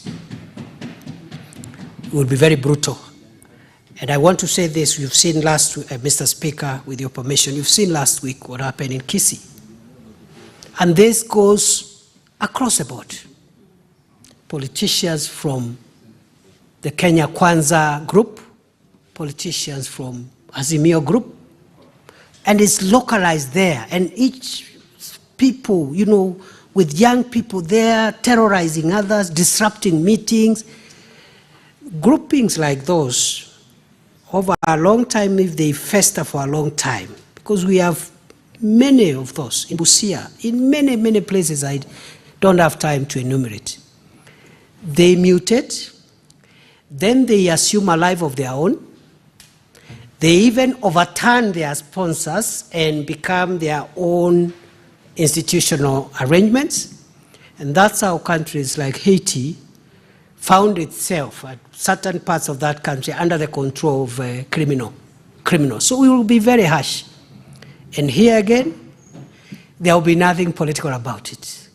If you are a political leader and you're on the government side and you have a gang of criminals terrorizing your opponents, we will come for you as we come for those boys. If you are on the opposition also, and you have a group of youngsters whom you have given money and drugs and alcohol to terrorize your opponents, even within the opposition, we'll also come for you, and you will not tell us, you will not invoke the usual sentiments that we are being fought because we are in the opposition. So I thought that is a good space as I answer my brother and elder, Senator Oburu, that we are worried about the increase of small pockets of organized groups of criminals inflicting violence on people, but also advancing other objectives, including political objectives. I submit. Thank you, CS. Honorable Senators, I would want to propose that you keep your questions, keep your buttons the way it is. Let's take the remaining two questions from Senator of Turkana and Senator of Tana River. Once they're done with their question and their supplementary question, I will go back to the questions that you have, and I will allow supplementaries thereafter. Senator Turkana. Thank you, Mr. Speaker, sir. I want to ask question number 039 to our hardworking CS. The question 1A, has the ministry undertaken an impact assessment of the curfew imposed in major towns and centers in Turkana County, particularly Lokicher, Nakabosan, Kekunyuk, Kalemorok, Kaputir, Kakongo, and Kainuk areas? And if so, could the Cabinet Secretary indicate the extent to which the curfew has achieved its intended purpose? B, could the Cabinet Secretary explain the higher prevalence of crime during curfew hours compared to non-curfew hours, and clarify whether this is attributable to security personnel, allowing unauthorized vehicles and individuals to move around during curfew hours. C, are there plans to lift the curfew in light of the negative impact it has on the livelihoods of the residents, and if so, could the Cabinet Secretary indicate the timelines for the same?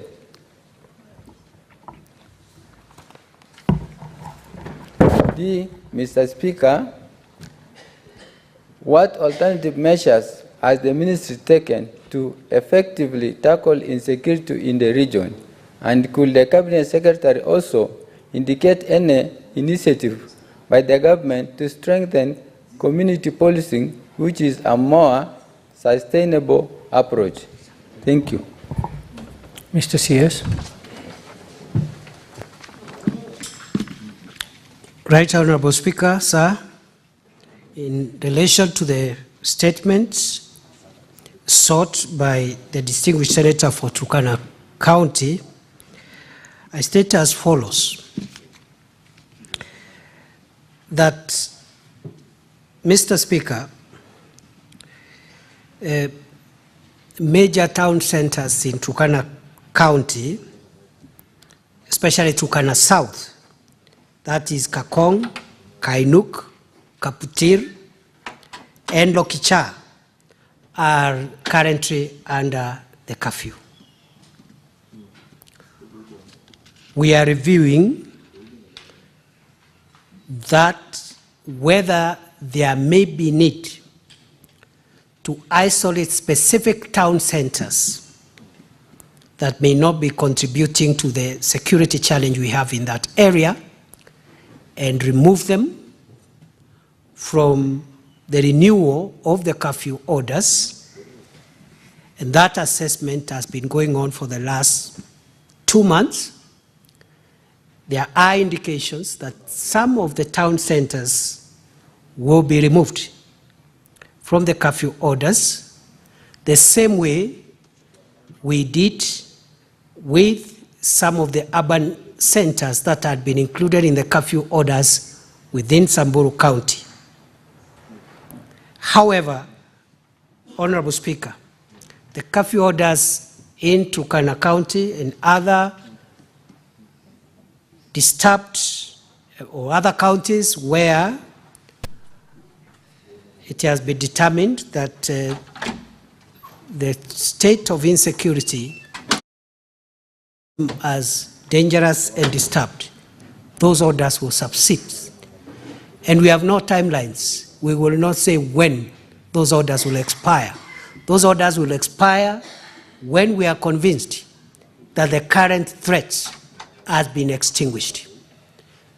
Just for the avoidance of doubt, I have said the government will only consider on a case-by-case basis particular towns and urban centers, especially around the highway, the Lodwar, the Kitale, Kapenguria, Kainuk, Lokichar, Lodwar Highway.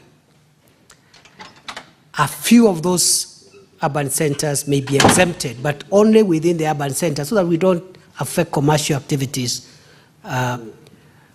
which should not be the case. However, the general area still remains volatile. We have made some advances in the past 1 year, especially with regard to highway robberies, but we are still experiencing challenges, and therefore the curfew orders will subsist. In particular, the area that is giving us a bit of challenge is the KWS area and the Turkana South Game Reserve. Some of the breaches of security that we continue to see sporadically are emanating from that space, and we are taking special security measures to secure the Turkana South Game Reserve and make it inaccessible to criminals. Right Honorable Speaker, sir, we do not agree that there is a surge of crime linked to the curfew orders. We have checked on all police stations or current books within Turkana East and Turkana South sub-counties, and the daily reports from national government administrative officers. And our conclusion is that there has been a drop on petty and major crimes in the towns under the curfew. Crime has not been eradicated, but there is an incident, a drop in incidents. Therefore, it is also the position of government that only authorized vehicles that are in the schedule to the curfew orders are allowed to operate beyond the curfew hours, because the curfew orders, there is an annexure of listed essential security providers who are exempted from the curfew. And if the distinguished senator for Turkana County has any information of any misconduct on any of our law enforcement officials who might be abusing the curfew orders to permit unauthorized movement of vehicle beyond the curfew hours, we will be happy to get that information even on a confidential basis. Right, Honorable Speaker, sir, apart from the ongoing operation, security operation, the government has taken additional measures to address insecurity issues within Turkana County. They include, but are not limited to, the following. First, we are encouraging communities to develop and foster a culture of peace. No amount of security hardware, no amount of hard enforcement can replace the sustainability that comes with community-generated peace-building activities. And therefore, we are encouraging that. We have already changed the security personnel in that general area. I think in the last 2 months, the last posting order, which I did for chairpersons of county security teams, which are normally county commissioners. You have seen the North Rift, we've done some redeployment. The same with county police commanders, the National Intelligence Service coordinators, as well as the DCI coordinators in those counties. We've done some personnel changes to encourage a mix of both the hard enforcement measures, but also peace-building measures, especially through Ngao officers. Number two, and by the way, these changes, we've already seen a bit of improvement after that last personnel deployment changes. Number two, Honorable Speaker, sensitizing the communities to embrace other forms of livelihoods, because a single livelihood approach to lives in the form of livestock is what has taken as the route where this problem has persisted. Thirdly, we are discouraging herders from settlements within the Turkana South Game Reserve, because this is where bandits are hiding, pretending to be herders, pretending to be looking for pasture, and the attacks that we've had on the Kitale, Kapenguria, Lokicha, Lodwar Highway. The hideout for these criminals, the planning of the attacks, and the retreat after the attack has always been in the Turkana South Game Reserve, which we want to clean up through a special security operation and make it inaccessible so that we can have durable peace and security in that area, and especially along that a beautiful road that connects our country with our neighboring South Sudan nation. Next, we have continuously increasing the recruitment, training, and deployment of national police reservists. Next, we are also increasing the strength of regular and special forces within the security and law enforcement officials. We also are engaging in stakeholder engagement, and increasingly now, as we continue towards stabilizing the insecurity incidents, we want to bring in other stakeholders to support what the security agencies are doing, including civil society. We want to bring in religious organizations, political leaders, and so forth and so on. And once more, I am very proud to the political leadership of Turkana County and the political leadership of West Pokot County. Again, about a year ago, we had a very turbulent patch in terms of our relationship as security managers and themselves as elected leaders, but it's now healing because the issues that were dividing us have been addressed, and there is a lot of support that I'm getting from political leaders from West Pokot and from political leaders in Turkana County. And therefore, Honorable Speaker, I submit. Thank you, CS. Senator Turkana, do you have a supplementary question? Mr. Speaker, sir, I want to thank the CS for what he has submitted. It is true, the security officers in Kainuk, Turkana South and Turkana East are doing good work. But, Mr. Speaker, maybe I wanted to inform the CS that the officers at Turkana South who are securing the A1 road have a biggest challenge. When they want to face the bandits or the highway robbers, the highway robbers hide themselves in the bushes, which is the feeder roads. There are feeder roads from Kainuk to Loyapat. There are feeder roads from Wildlife to Kakongo. Those areas, even during the time of raids, Mr. Speaker, sir, the security personnel get it hard to be in those areas, to patrol or get those bandits. So, Mr. CS, I request, with humble request, so you collaborate with the CS for infrastructure so that those feeder roads will be maintained and made sure it is passable. Because even recently, there was a raid and the KDF used the drones. They saw the bandits, but there was no way they can access to the bandits and counter them.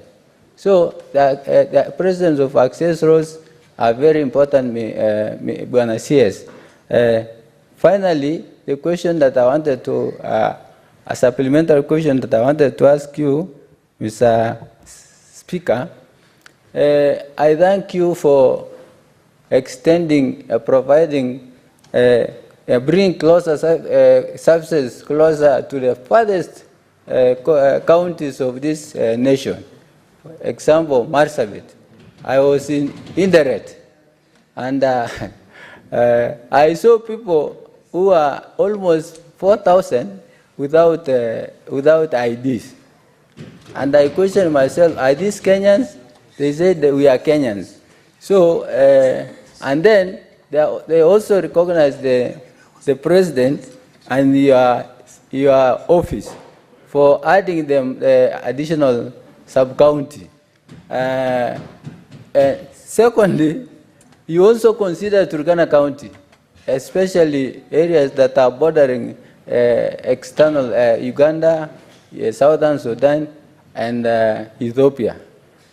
You added the new sub-units, sub-counties, that is Lokchogyo, Lokiriama, Aro, and Suguta.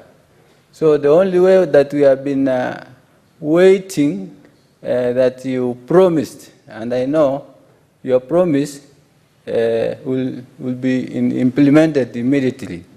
We are set with the infrastructure to accommodate the DCC.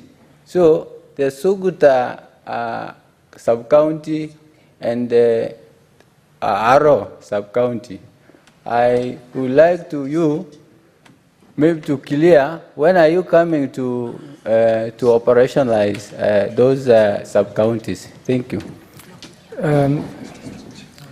Senator Lomanen, you have given information to the CS and you've appreciated him.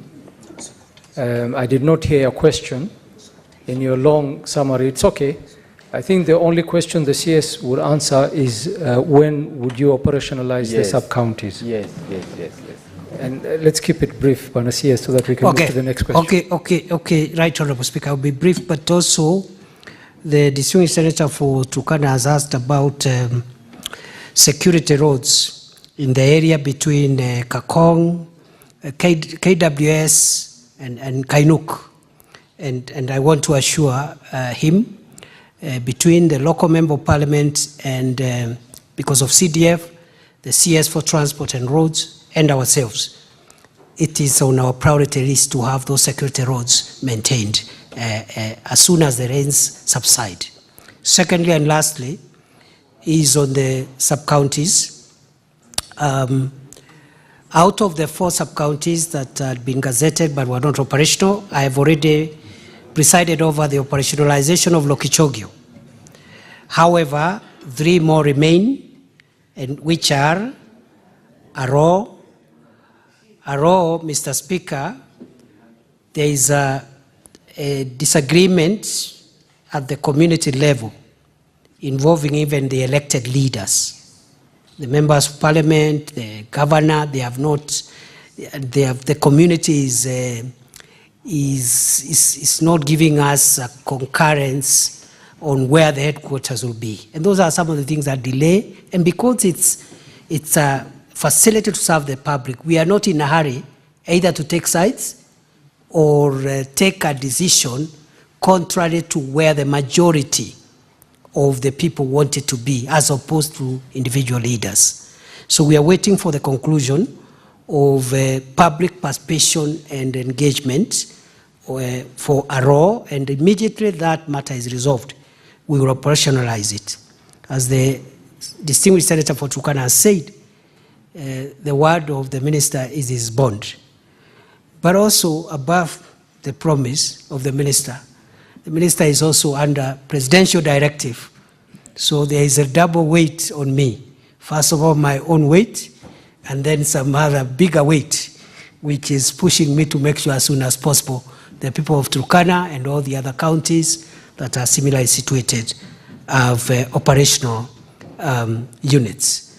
Then finally, Mr. Speaker, sir, we have 2 other sub-counties in that county. One is Lokiriama. The problem why we have delayed a little bit with Lokiriama is the infrastructure, at least to house the DCC and a few heads of department. We are working on it. And finally, Suguta. Suguta is ready.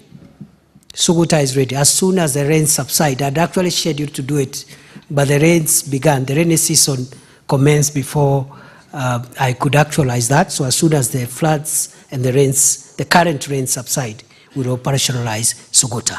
I submit. Thank you, CS. Question number 43 by Senator of Tana River.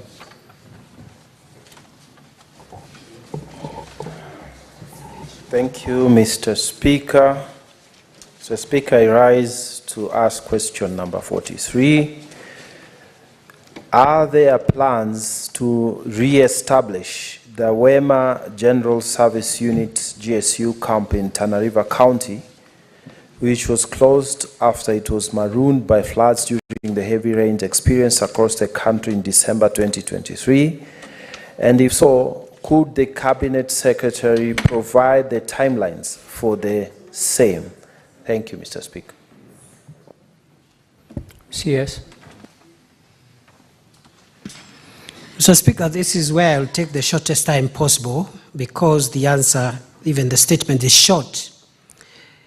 It is true what the distinguished senator for Tana River County has said, namely that we were compelled to relocate the Wema GSU camp during the El Nino rains at the end of last year because the camp was marooned and flooded. And after that, what we've done is to make sure that between the December floods and the current floods, we've been trying to see whether it is feasible to return that camp there, because as we had anticipated, Honorable Senator, through the Speaker, even if we had returned that camp in the same site after the El Nino floods, it would be now underwater still. So it is good we had the 2 seasons just to figure out whether what happened in December was temporary or is likely to be repeated every other rainy season. We are of the view now that the location where this GSU camp was, it cannot be the place where it will be situated. And therefore, to answer the question by the distinguished Senator Danson Mungatana, I want to commit that the government will re-establish the Wema GSU camp, but in an alternative site, which has already been identified. And that site, that place, the site, the new site, is Kulesa, is somewhere in Kulesa village, Maziwa sublocation, Salama location, Tana Delta sub-county. That area has been identified by our security committee in Tana River in liaison with the community there. And please, once again, because we don't want to have push and pull on security measures, the elected leaders there, to whom I am very grateful, like I am to all the other leaders, I have received as the security minister utmost cooperation from the leaders of Tana River County. I urge them and implore them, in case there are any issues on the site that we have identified, let us know in good time. But as soon as the current rains subside, which should be in another 1 month or so, we shall return the GSU camp and put it in a new location and also increase the strength in terms of the number of officers we'll deploy there. Senator Turkana, do you have, Senator Tana River, do you have a supplementary question? Thank you, Mr. Speaker. Bwana Speaker, mimi ninamshukuru sana waziri wetu wa usalama kwa kazi anayofanya Kenya na pia haswa kwa kazi anayofanya Tana River. Bwana Speaker, makosa yaliyofanyika mara ya kwanza walipokuwa wanaweka ile kambi ya GSU, hawakuongea na wananchi pale. Walienda wakatafuta mahali, watu wa security peke yao, na wakaweka mahali. Lakini nashukuru kwa sababu sasa amesema ya kwamba wameongea na wananchi, na kweli Kulesa village iko juu, na wakiweka hapo hatutapata hasara ya kuzama tena kwa hiyo kambi ya GSU. Asante sana Bwana Waziri. Kitu ambacho umesahau ni kujibu sehemu ile yaliyouliza kwamba pengine ni lini ambayo unakisia tutaregesha ile kambi ya GSU, kwa sababu sehemu ile we waziri unajua haiko mbali sana na msitu wa Boni ambao uko na mushkil kila wakati. Kwa hivyo ungetupatia huo muda tungeshukuru. Swali langu la pili na la mwisho, Bwana Speaker, ni tena kuhusiana na usalama wa sehemu hiyo. Tunashukuru sana kwamba Bwana Speaker, waziri alitupatia sub-county mpya, na hiyo sub-county inaitwa sub-county ya Tarasa. Na Bwana Speaker, waziri aligazeti hiyo sub-county, lakini hakutupatia headquarters, hakugazeti headquarters. Na sisi tunasema namna hii kweli kuna public participation inayofanyika na pengine ulipata results ama ulipata majibu ya hiyo public participation, lakini baadaye kulikuja petition ama maombi ya kugeuza hayo mazungumzo yaliyofanyika. Mimi nilikuwa nasema hivi, Bwana Spika, kwa waziri, ya kwamba shida kubwa ni kwamba sehemu ambayo ilikuwa imetajwa kuna wasiwasi ya kwamba ingeingiwa na maji wakati mvua inakuwa nyingi. Kwa hivyo nilikuwa nasema badala ya sisi kuingia hasara kama vile tuliingia hasara ya kambi ya GSU, badala ya serikali kuu kuingia hasara kama hiyo, ingekuwa bora usifuate maneno yangu, usifuate maneno ya mheshimiwa mwingine ama viongozi wengine, lakini utume your own experts ama wanaitwaje, wataalam wako wenyewe, waende wakaangalie, je, ni sehemu gani ambayo ingefaa haiingii maji. Na wakati huu, Bwana Waziri, ndio wakati mzuri, kwa sababu wakati huu mtu hawezi kukudanganya ati nenda ukanunue hii shamba na hii shamba inaingia maji. Wakati huu mtu hawezi kukudanganya pale ni pazuri, alafu uende ukaweke sub county headquarters iingie maji, tupate hasara badala kwenda mbele tuende nyuma. Kwa hivyo swali langu la pili na la mwisho nikiwa nakaa, Bwana Waziri, ni lini utatuma wataalam waende wakaangalie mahali pazuri, kisha utagazeti lini ripoti hiyo ya wataalam? Asante Bwana Waziri. Mr. CS.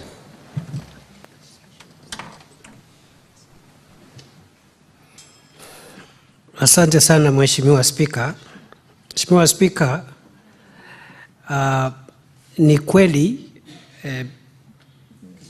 tulifanya makosa katika kuweka ama kuanzisha kambi yetu ya kikosi cha GSU katika sehemu ile ambayo baadaye ikapata kuwa ni sehemu ya kufurika. Na mimi nataka kama waziri niombe msamaha kwa niaba ya wote wenzangu, na pia vile vile niseme ya kwamba tumerekebisha hayo makosa, kwa sababu safari hii tumesema ya kwamba kabla tuanzishe kambi mpya lazima tuuzishe jamii, kwa sababu ile sehemu wale maafisa tumetuma hapa pale na ile kambi sio yetu, ni ya wananchi, ni ya manufaa ya wananchi wa pale. Kwa hivyo safari hii tumerekebisha makosa, na mimi kama nilivyosema naomba msamaha kwa sababu safari ya kwanza hatukufanya mashauriano ya kutosha na umma na wananchi na viongozi wa pale. Jambo la pili na la mwisho, Mheshimiwa Spika, Senator wa Tana River Mheshimiwa Mgatana amezungumzia swala la kaunti ndogo ya Tarasa ambayo ilikuwa ya kwanza katika orodha ya zile kaunti ndogo 16 ambazo tulizitangaza tarehe 14 mwezi wa Februari. Na ilikuwa ya kwanza kwa sababu kati ya zile kaunti ndogo ambazo tulikuwa tunatangaza siku ile the most needed case ilikuwa na hitaji kuu, zote zilikuwa na hitaji kuu, lakini hiyo was a special case. That's why we started with Tarasa. Ni kweli vile vile hatukutangaza makao makuu ya kaunti ndogo, na ilikuwa makusudi, kwa sababu wakati tunatangaza eneo la utawala kama sub-county na kuweka katika gazeti rasmi ya serikali, tunatangaza makao makuu kama jamii ya pale imeshakubaliana through a participatory process, na hakuna there is no difference of opinion. At least the majority of the people have agreed and there is evidence. Because once you gazette, kisha weka katika gazeti lazima ya serikali makao makuu, inakuwa sheria. La pili, hungetaka serikali iwe inaingiliana na wananchi wakati wanaamua mambo yao. Ungetaka serikali iwachilie wananchi waamue, wakipata maamuzi ya walio wengi, sasa serikali inakuja kutekeleza matakwa ya wananchi. Hiyo ndio maana ya public participation. Kwa hivyo, Mheshimiwa Spika, nataka niseme mambo mawili. Ya kwanza, kambi mpya ya GSU ambayo sasa tumekubaliana tutaiondoa mahali iliko tuweke mahali palipo juu, tutaiweka katika chini ya siku 30 kutoka siku ya leo. Vile vile, kwa sababu ile ni eneo hatari, kwa sababu liko katika pembeni pale, katika msitu wa Boni pale. Kwa hivyo tutafanya hivyo, na nimeshatoa amri kwa hao maafisa wangu wakuu wako hapa, afisa senior officers here, na hiyo kazi ya kutuba wataalam wasioegemea upande wowote kuangalia hali ilivyo sasa, kwa sababu maji yako katika zile sehemu ziko chini. Hiyo timu itatumwa ifikapo Ijumaa, na tutatarajia wapewe wiki moja ya kuleta ripoti, na hiyo ripoti ikikuja tutauzisha pia, tutajulisha viongozi, alafu tutaweka katika gazeti rasmi ya serikali mahali ambapo tutaweka. Sio hii hahitaji gazeti ya serikali, tutaanza kuweka kambi katika huo muda ambao nimesema wa siku 30. Kwa hivyo ni hayo tu kwa sasa. Nashukuru sana Mheshimiwa Speaker. Asante. What's your point of order? Mr. Speaker, Bwana CS alikuwa anaenda vizuri, akaongelea kuhusu kambi ya GSU, alafu akawa anaongea kuhusu ripoti ya wataalam ambayo ilikuwa inahusika na suala la sub-county headquarters, lakini kisha akaja, nafikiri hakumalizia hapo vizuri. Manake hayo ni masuala mawili tofauti. Angeelezea ni lini atatuma wataalam ambao wataenda kuangalia sehemu ambayo sub-county headquarter itakuwa, ambayo ni tofauti na ile ya GSU camp amemaliza nayo. Ni ile sub-county ndio iko kidogo na mushkil. Hapo tu kama angetuelezea vizuri. Asante. Sawa waziri.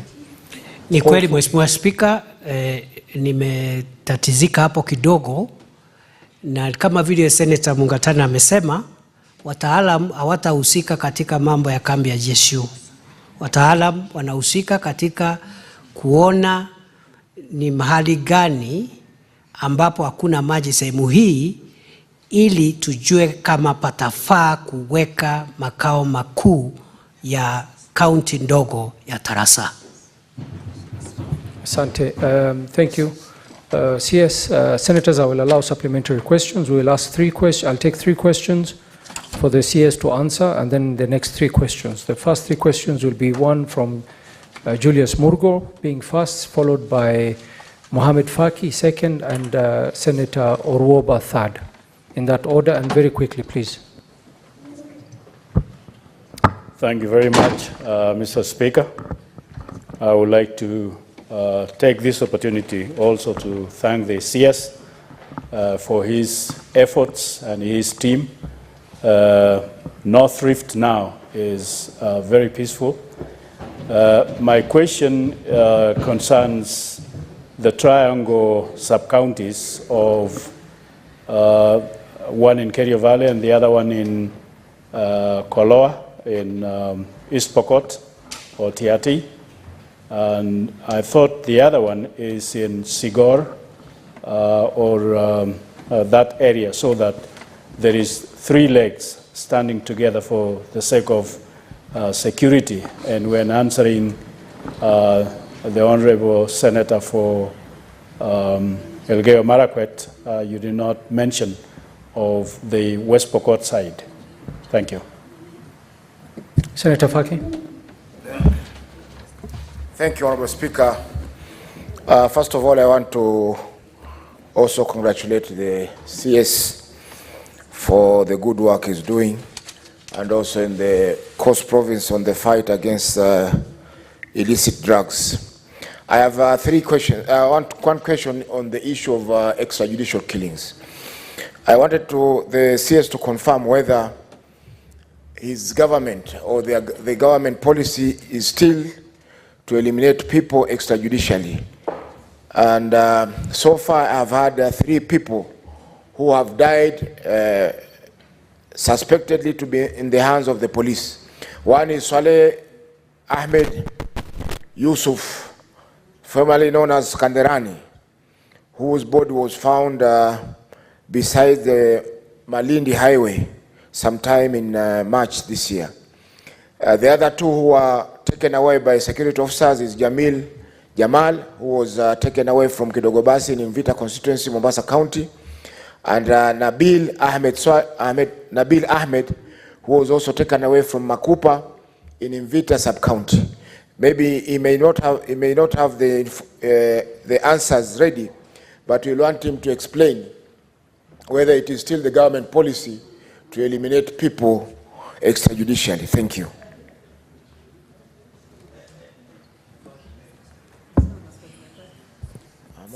Thank you, Speaker. First of all, congratulations, Waziri Kindiki, for the hard work that you continue to put in security. In 2004, the National Police Service launched gender desks in the sub-counties as well.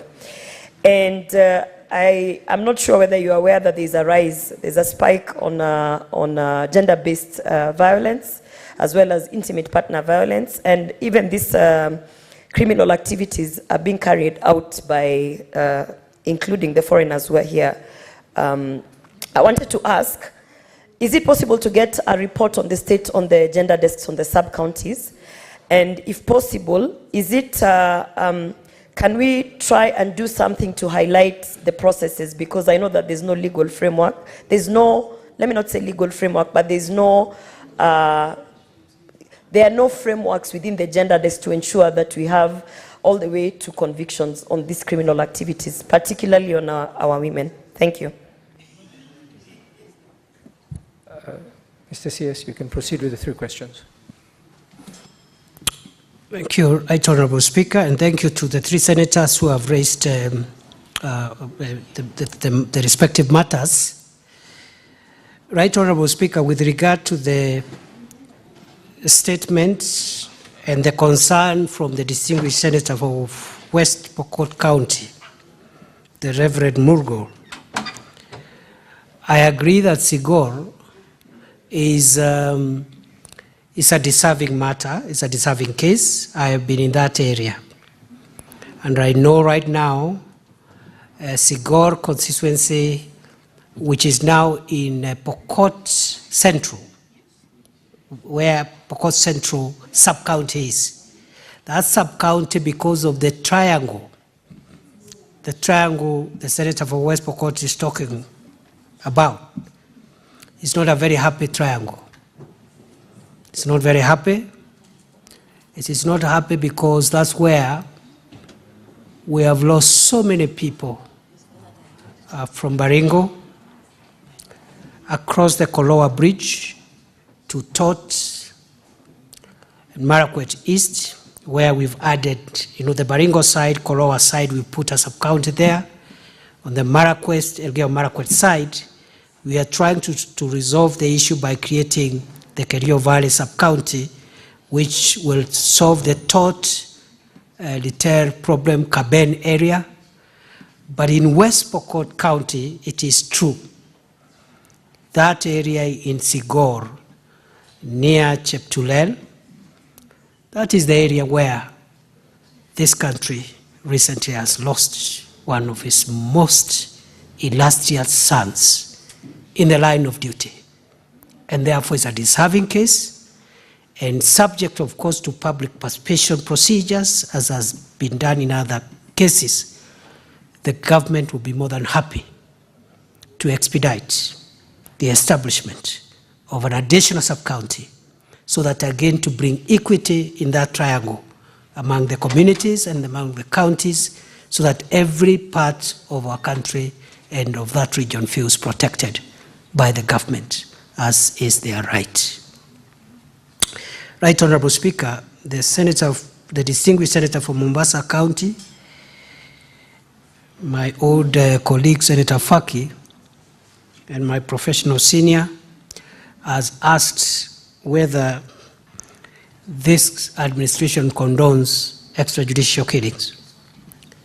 Honorable Speaker, I want to inform the House and the country without fear of contradiction that this government does not condone the use of the weapons that are for the protection of the people of Kenya, the weapons entrusted by law in our law enforcement agencies to destroy lives and to kill people outside the law.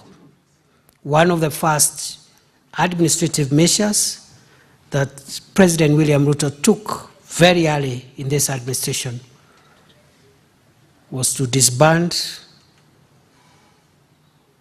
a unit within the National Police Service which had been incriminated in going out of their mandate to torture and kill the people of Kenya outside the law. This government does not tolerate the use of the machinery, the security machinery of the state, to kill people and to kill the citizens of Kenya. The weapons we have them to protect the nation and to protect the people, not to kill them and harass them. And therefore, Honorable Speaker, with regard to the three particular issues he has raised, I would encourage, so that we are structured and we are thorough and deliberate, if that request could come in terms of a specific question addressed with us, because we would like to know, for example, whether a report has been made and what's the OB number, so that the answer we give the House and the country is extremely accurate and can be relied on. So I will not comment on these individual cases unless there is a specific written question with information that can help us track whether a report has already been done, so that we can exactly identify, because people can just say, oh, Mr. So-and-so is lost, but where is he? And one way of establishing, or rather helping the police and investigative authorities to investigate an issue, or even civil society to ascertain the truth, is when there is an OB number and somebody formally enters a complaint of a missing person or a person they suspect has been killed outside the law. I would request that to be provided. I would be more than happy to give feedback on those particular cases. I am glad the Senator from Mombasa started by appreciating what government is doing to fight drug traffickers and people who have profited from the lives of the people of Kenya by selling cocaine and selling dangerous drugs that has rendered a big number of our able-bodied and productive young people zombies and useless and unable to contribute to national building. I'm glad to hear that from the Senator of Mombasa. I want to assure you, Senator Faki, through the Speaker, and I want to assure the people of Kenya, the people of Mombasa and Coast region, the three greatest enemies to our sustainability as a nation: drug traffickers, terrorists, and other organized criminals, including the banditry cartels. Those ones, we will be very merciless with them. We will use whatever method, whatever way, whatever resources to bring down organized group of killers. And I want to isolate those three categories: drug traffickers who have destroyed many of our children. Secondly, terrorists who continue to hurt very many parts of our country And thirdly, all those who are at the center of organizing and perpetuating organized crime, including banditry, will be very merciless with them. And the weapons that I talked about that we have in our possession are to help neutralize and bring those characters down. That's all what I can say. I submit. Thirdly and lastly, my good sister here, the distinguished Senator Oroba, has asked about the gender desk. It is true, Mr. Speaker, we've seen a recent spike in deaths which are related to gender.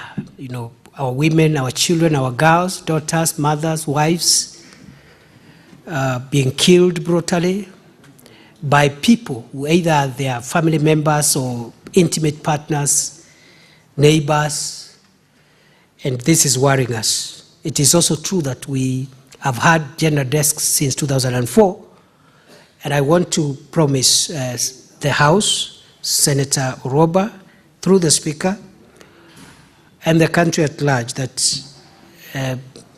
this is a good moment for us to revamp the efficacy of those gender desks, but also to track the whole process and make sure the accountability bit leads to very harsh convictions for people who are killing our children, our spouses, our sisters, taking advantage of the very innocent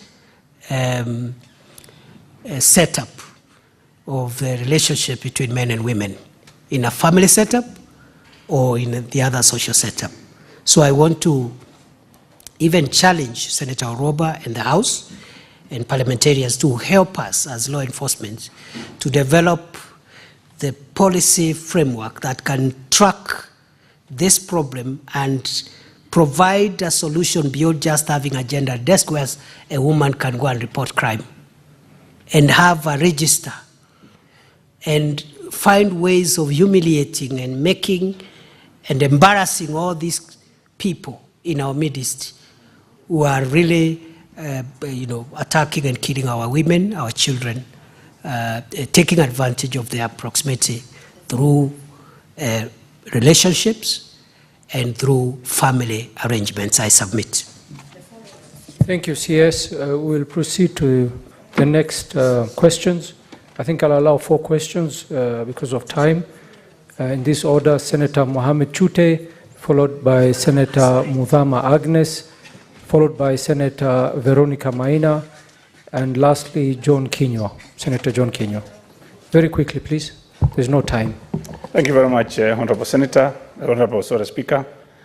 Honorable Speaker, the last time the CS came before this House, I had 2 questions, supplementary questions. One question was the issue of NPR recruitment in Marsabit, and the second one was the issue of Ilret sub-county.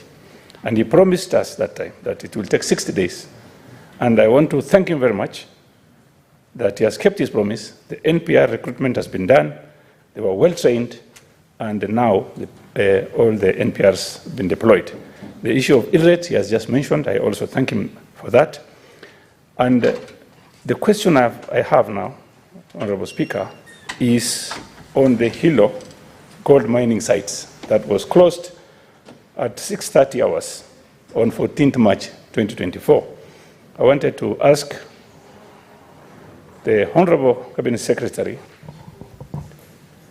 if he's going to call leaders from Marsabit County to discuss this issue of Hilo in the bell of Marsabit County. And on the issue of Ilret, I want the CS to visit Ilret if possible, to look at the living condition of the police officers in that police station. Thank you very much. Thank you, Senator Chute. Senator Agnes Mudhama. Thank you, Mr. Speaker. Let me first of all start by congratulating the CS. Whenever he's called here, he comes, unless he's very tight on his job. And I want to commend you for that, because there are many others who are called here and they don't appear. My question is about the recently gazetted sub-counties. Mr. CS, I remember very well when you entered your office, you called us as leaders of Machakos County, led by the governor, and we all came to your office and you requested us to give you our very first priorities that we need Machakos, to be done for Machakos. And we gave you Kalama to be separated from Machakos as a sub-county. We also gave you Kibauni to be separated from Mwala sub-county, and Modesi and Divine to be separated from Masinga. Mr. CS, one traveling from Masinga town to go to Modesi and Divine takes the same time that one travels to Nairobi or to Machakos.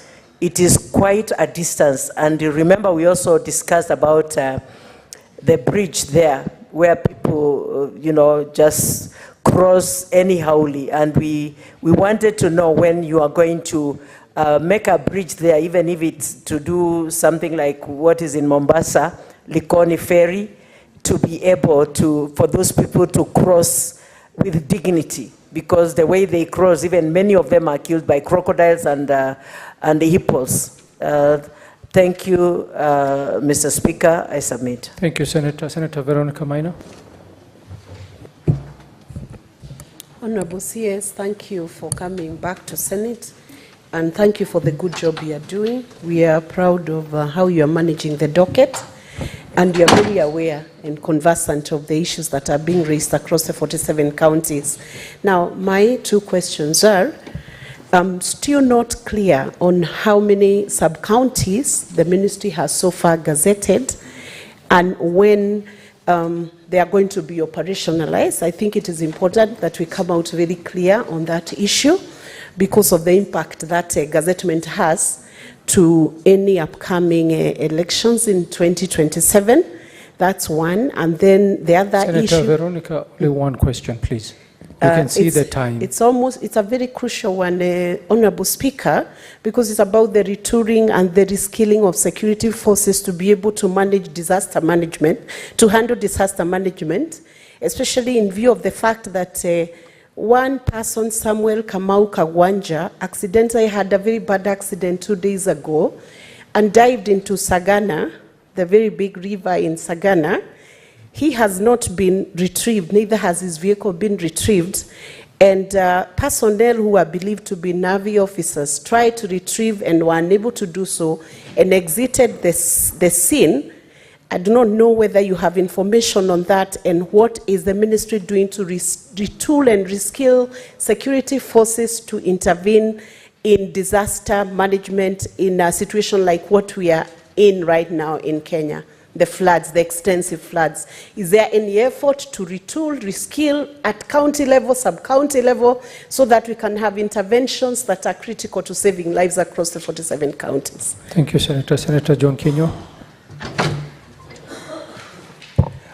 Asante sana Bwana Spika kunipa fursa hii. Kwanza namshukuru waziri wa usalama kwa kazi nzuri ambayo anatenda.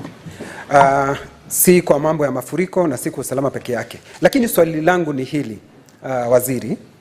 Kuna hii idara ama taasisi ya IPOA. Sijui uhusiano wako mnafanya kazi na wizara namna gani, kwa sababu nikitembea kaunti ya Laikipia, maafisa wengi wa usalama nasikia wakiwa na wamevunjika roho bila motisha, kwa sababu juzi mahali kunaitwa Karionga askari wa NPR pigwa risasi kuuawa, mahali kunaitwa Mutara mzee wa kanisa ambaye anaitwa Muriuki alipigwa risasi kuuawa, na hapo karibu kuna askari polisi, askari wa Astu. Lakini askari wanapofika badala ya na wanaona majambazi, badala ya kuwapiga risasi moja kwa moja wanafyatua risasi hewani, kwa sababu wanaogopa wakiitwa na hii taasisi ya IPOA wao na familia zao watakuwa katika shida. Sijui waziri, hayo mambo ama mnafanya kwa njia vipi na hii taasisi, kwa sababu inavunja moyo askari wetu wa usalama. Nimekuwa nikiongea na wao, wanaogopa, wananiambia Senator, mimi nikipiga mwizi risasi nitaulizwa maswali, sasa nashindwa waziri kama IPOA ndio watakuwa wakitulinda ama ni askari polisi. Asante. Thank you, Senator. Bwana CS. Thank you, Honorable Speaker. Sir. Honorable Speaker, with regard to those three questions, with your indulgence, I forgot to inform the House and the country that the question that was asked by Senator Roba on gender-based violence had a component on what we are doing on foreign nationals who come to the country, and then they start harassing, killing our women, our girls, and so forth. And I must say we've become extremely harsh on such people who misuse the hospitality of Kenya to come and cause us harm. And the reason I have mentioned that, Honorable Speaker, is because it should go on record that we are doing a lot, and we are deporting all characters who are misusing our hospitality, and we are not even thinking twice about it.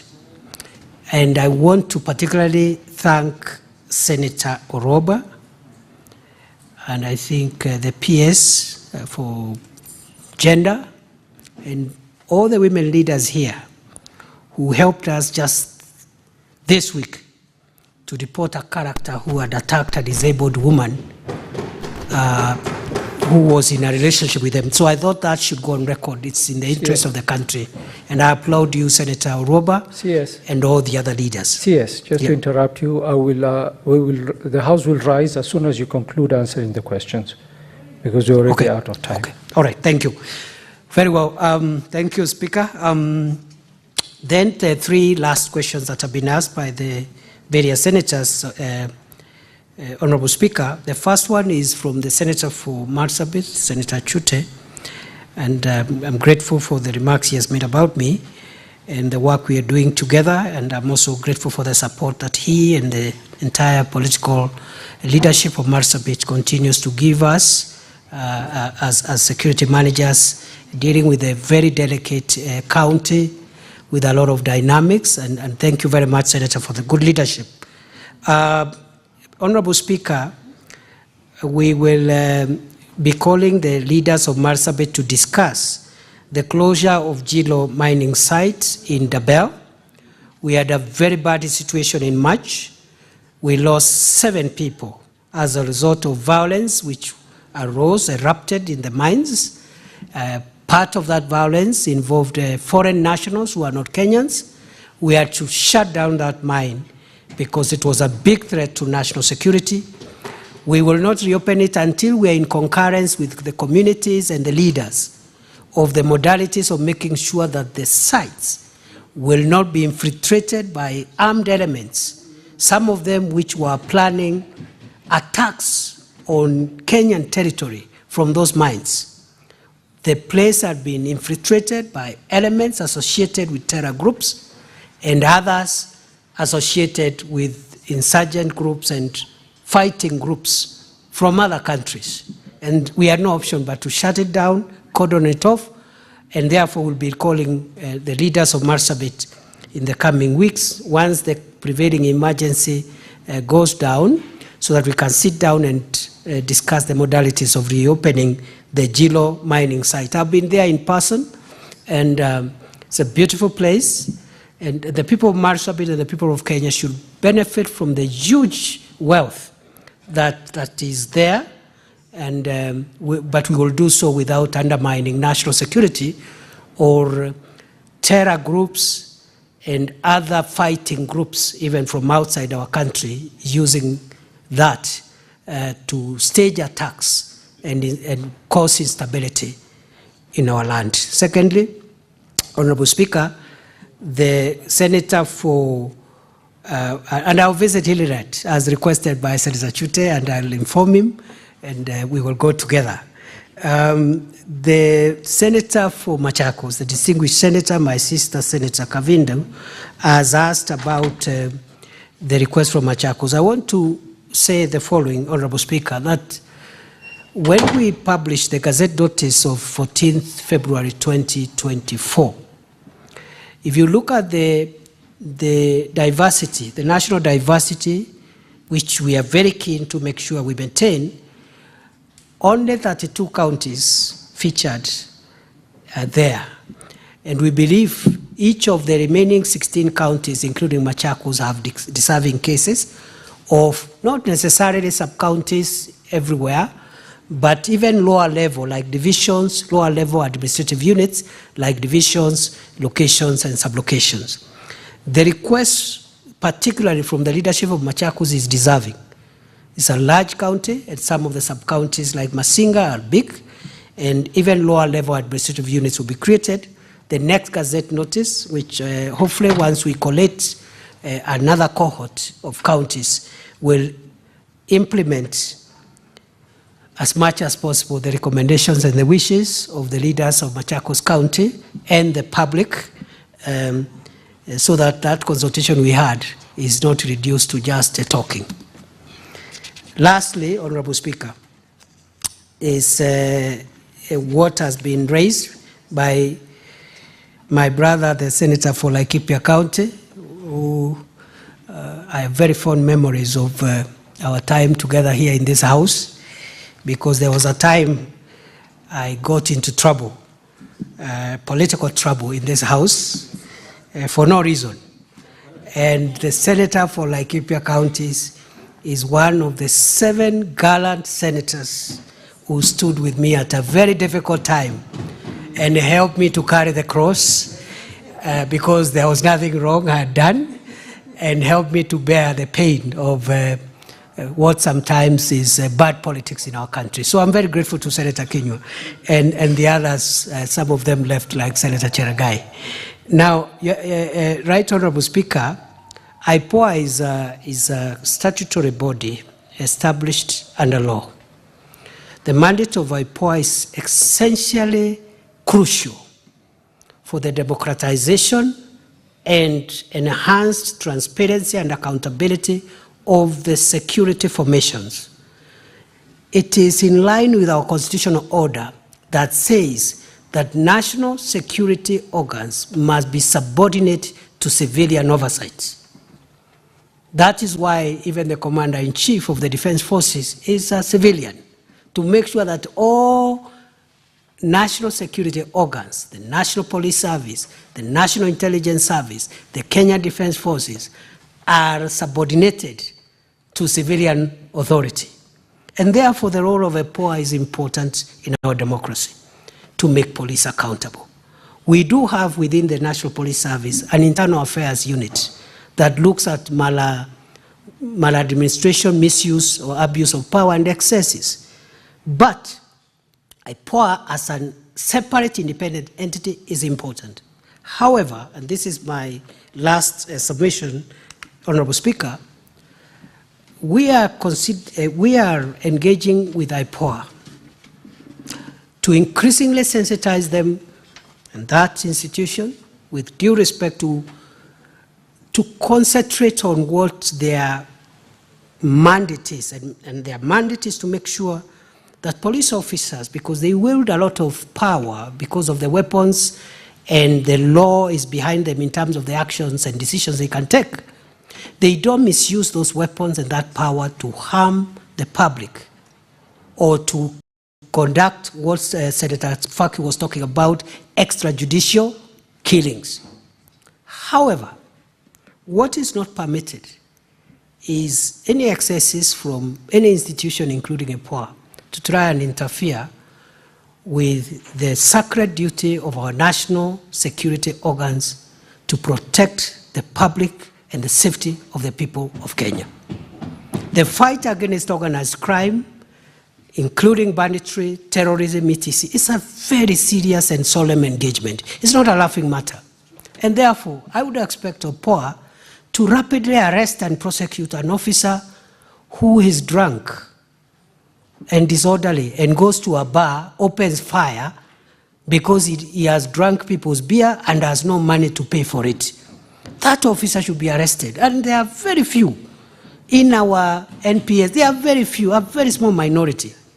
The majority of our officers, Mr. Speaker, including our officers in the front line, protecting the country in very risky environments like the ones Senator Kinyua is talking about here, in the North Rift, in Northeastern, in Boni, the officers there are not having a holiday.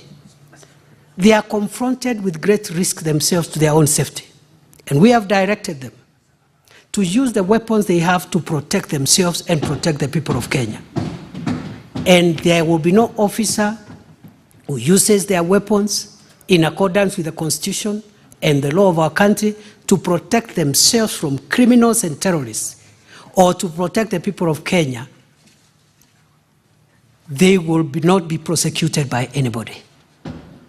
They will not be taken anywhere. We cannot allow our police officers to be brought down by the fire of a criminal. We cannot allow that situation to happen. And we have directed them, they must bring down dangerous criminals before they harm them. They must take them down before they take our officers down, or before they take the people of Kenya down, period. But police officers, the very few of them that sometimes go on excess and they are involved in very unrelated security issues, not related to security and law enforcement, and they misuse firearms. Those ones, we don't even need to be consulted. Even the IG told me, it doesn't even need to be told, it doesn't need to give consent. Let them be prosecuted and let them be jailed for very many years. I submit.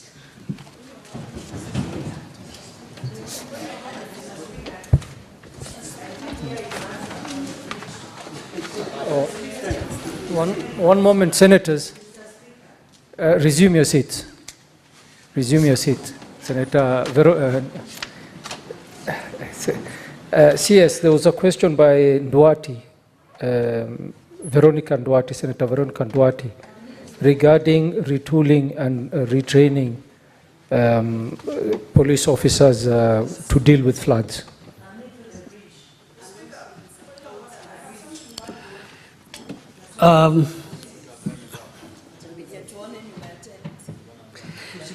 Mr. Speaker, sir, it's true. Sorry, I forgot to respond to the request, the question by the distinguished Senator Veronica Maina, also a comrade in my previous life. We struggled together. Now, Mr. Speaker, it is true. We have to look at the curriculum that we teach our recruits. The issue of disaster management, disaster response should be a very important component of the curriculum of every law enforcement and security official. That said, before this House soon, the government will be presenting the National Disaster Risk Mitigation Bill, which addresses some of these things in terms of making sure that disaster response management, search and rescue, coordination, and it is much more efficient. That bill is a very crucial bill. It will reduce the kind of incidents we are having when we have serious disasters like what we are having in the country. But in terms of our own officers, it's going to be an important part of the initial entry-level training curriculum, but also in terms of continuous on-the-job training for our officers. And also on that point, Right Honourable Speaker, the Coast Guard, we are modernizing and increasing the Coast Guard, because the Coast Guard is not just for protecting the territorial waters of Kenya, but also any inland activities where search and rescue in water-related situations is happening. The Coast Guard will be empowered to support those kind of rescues. I will check on that particular matter raised by Senator Veronica Maina, and outside the chamber, she is free to reach me so that we can give her feedback, which she can tell the people of Murang'a on where we are. I submit. Honourable Senators, it is now 1:13 p.m. and having concluded the business for which I extended the hours of sitting, pursuant to Standing Order 34-2A, the Senate stands adjourned until today, Wednesday, 8th May 2024 at 2:30 p.m.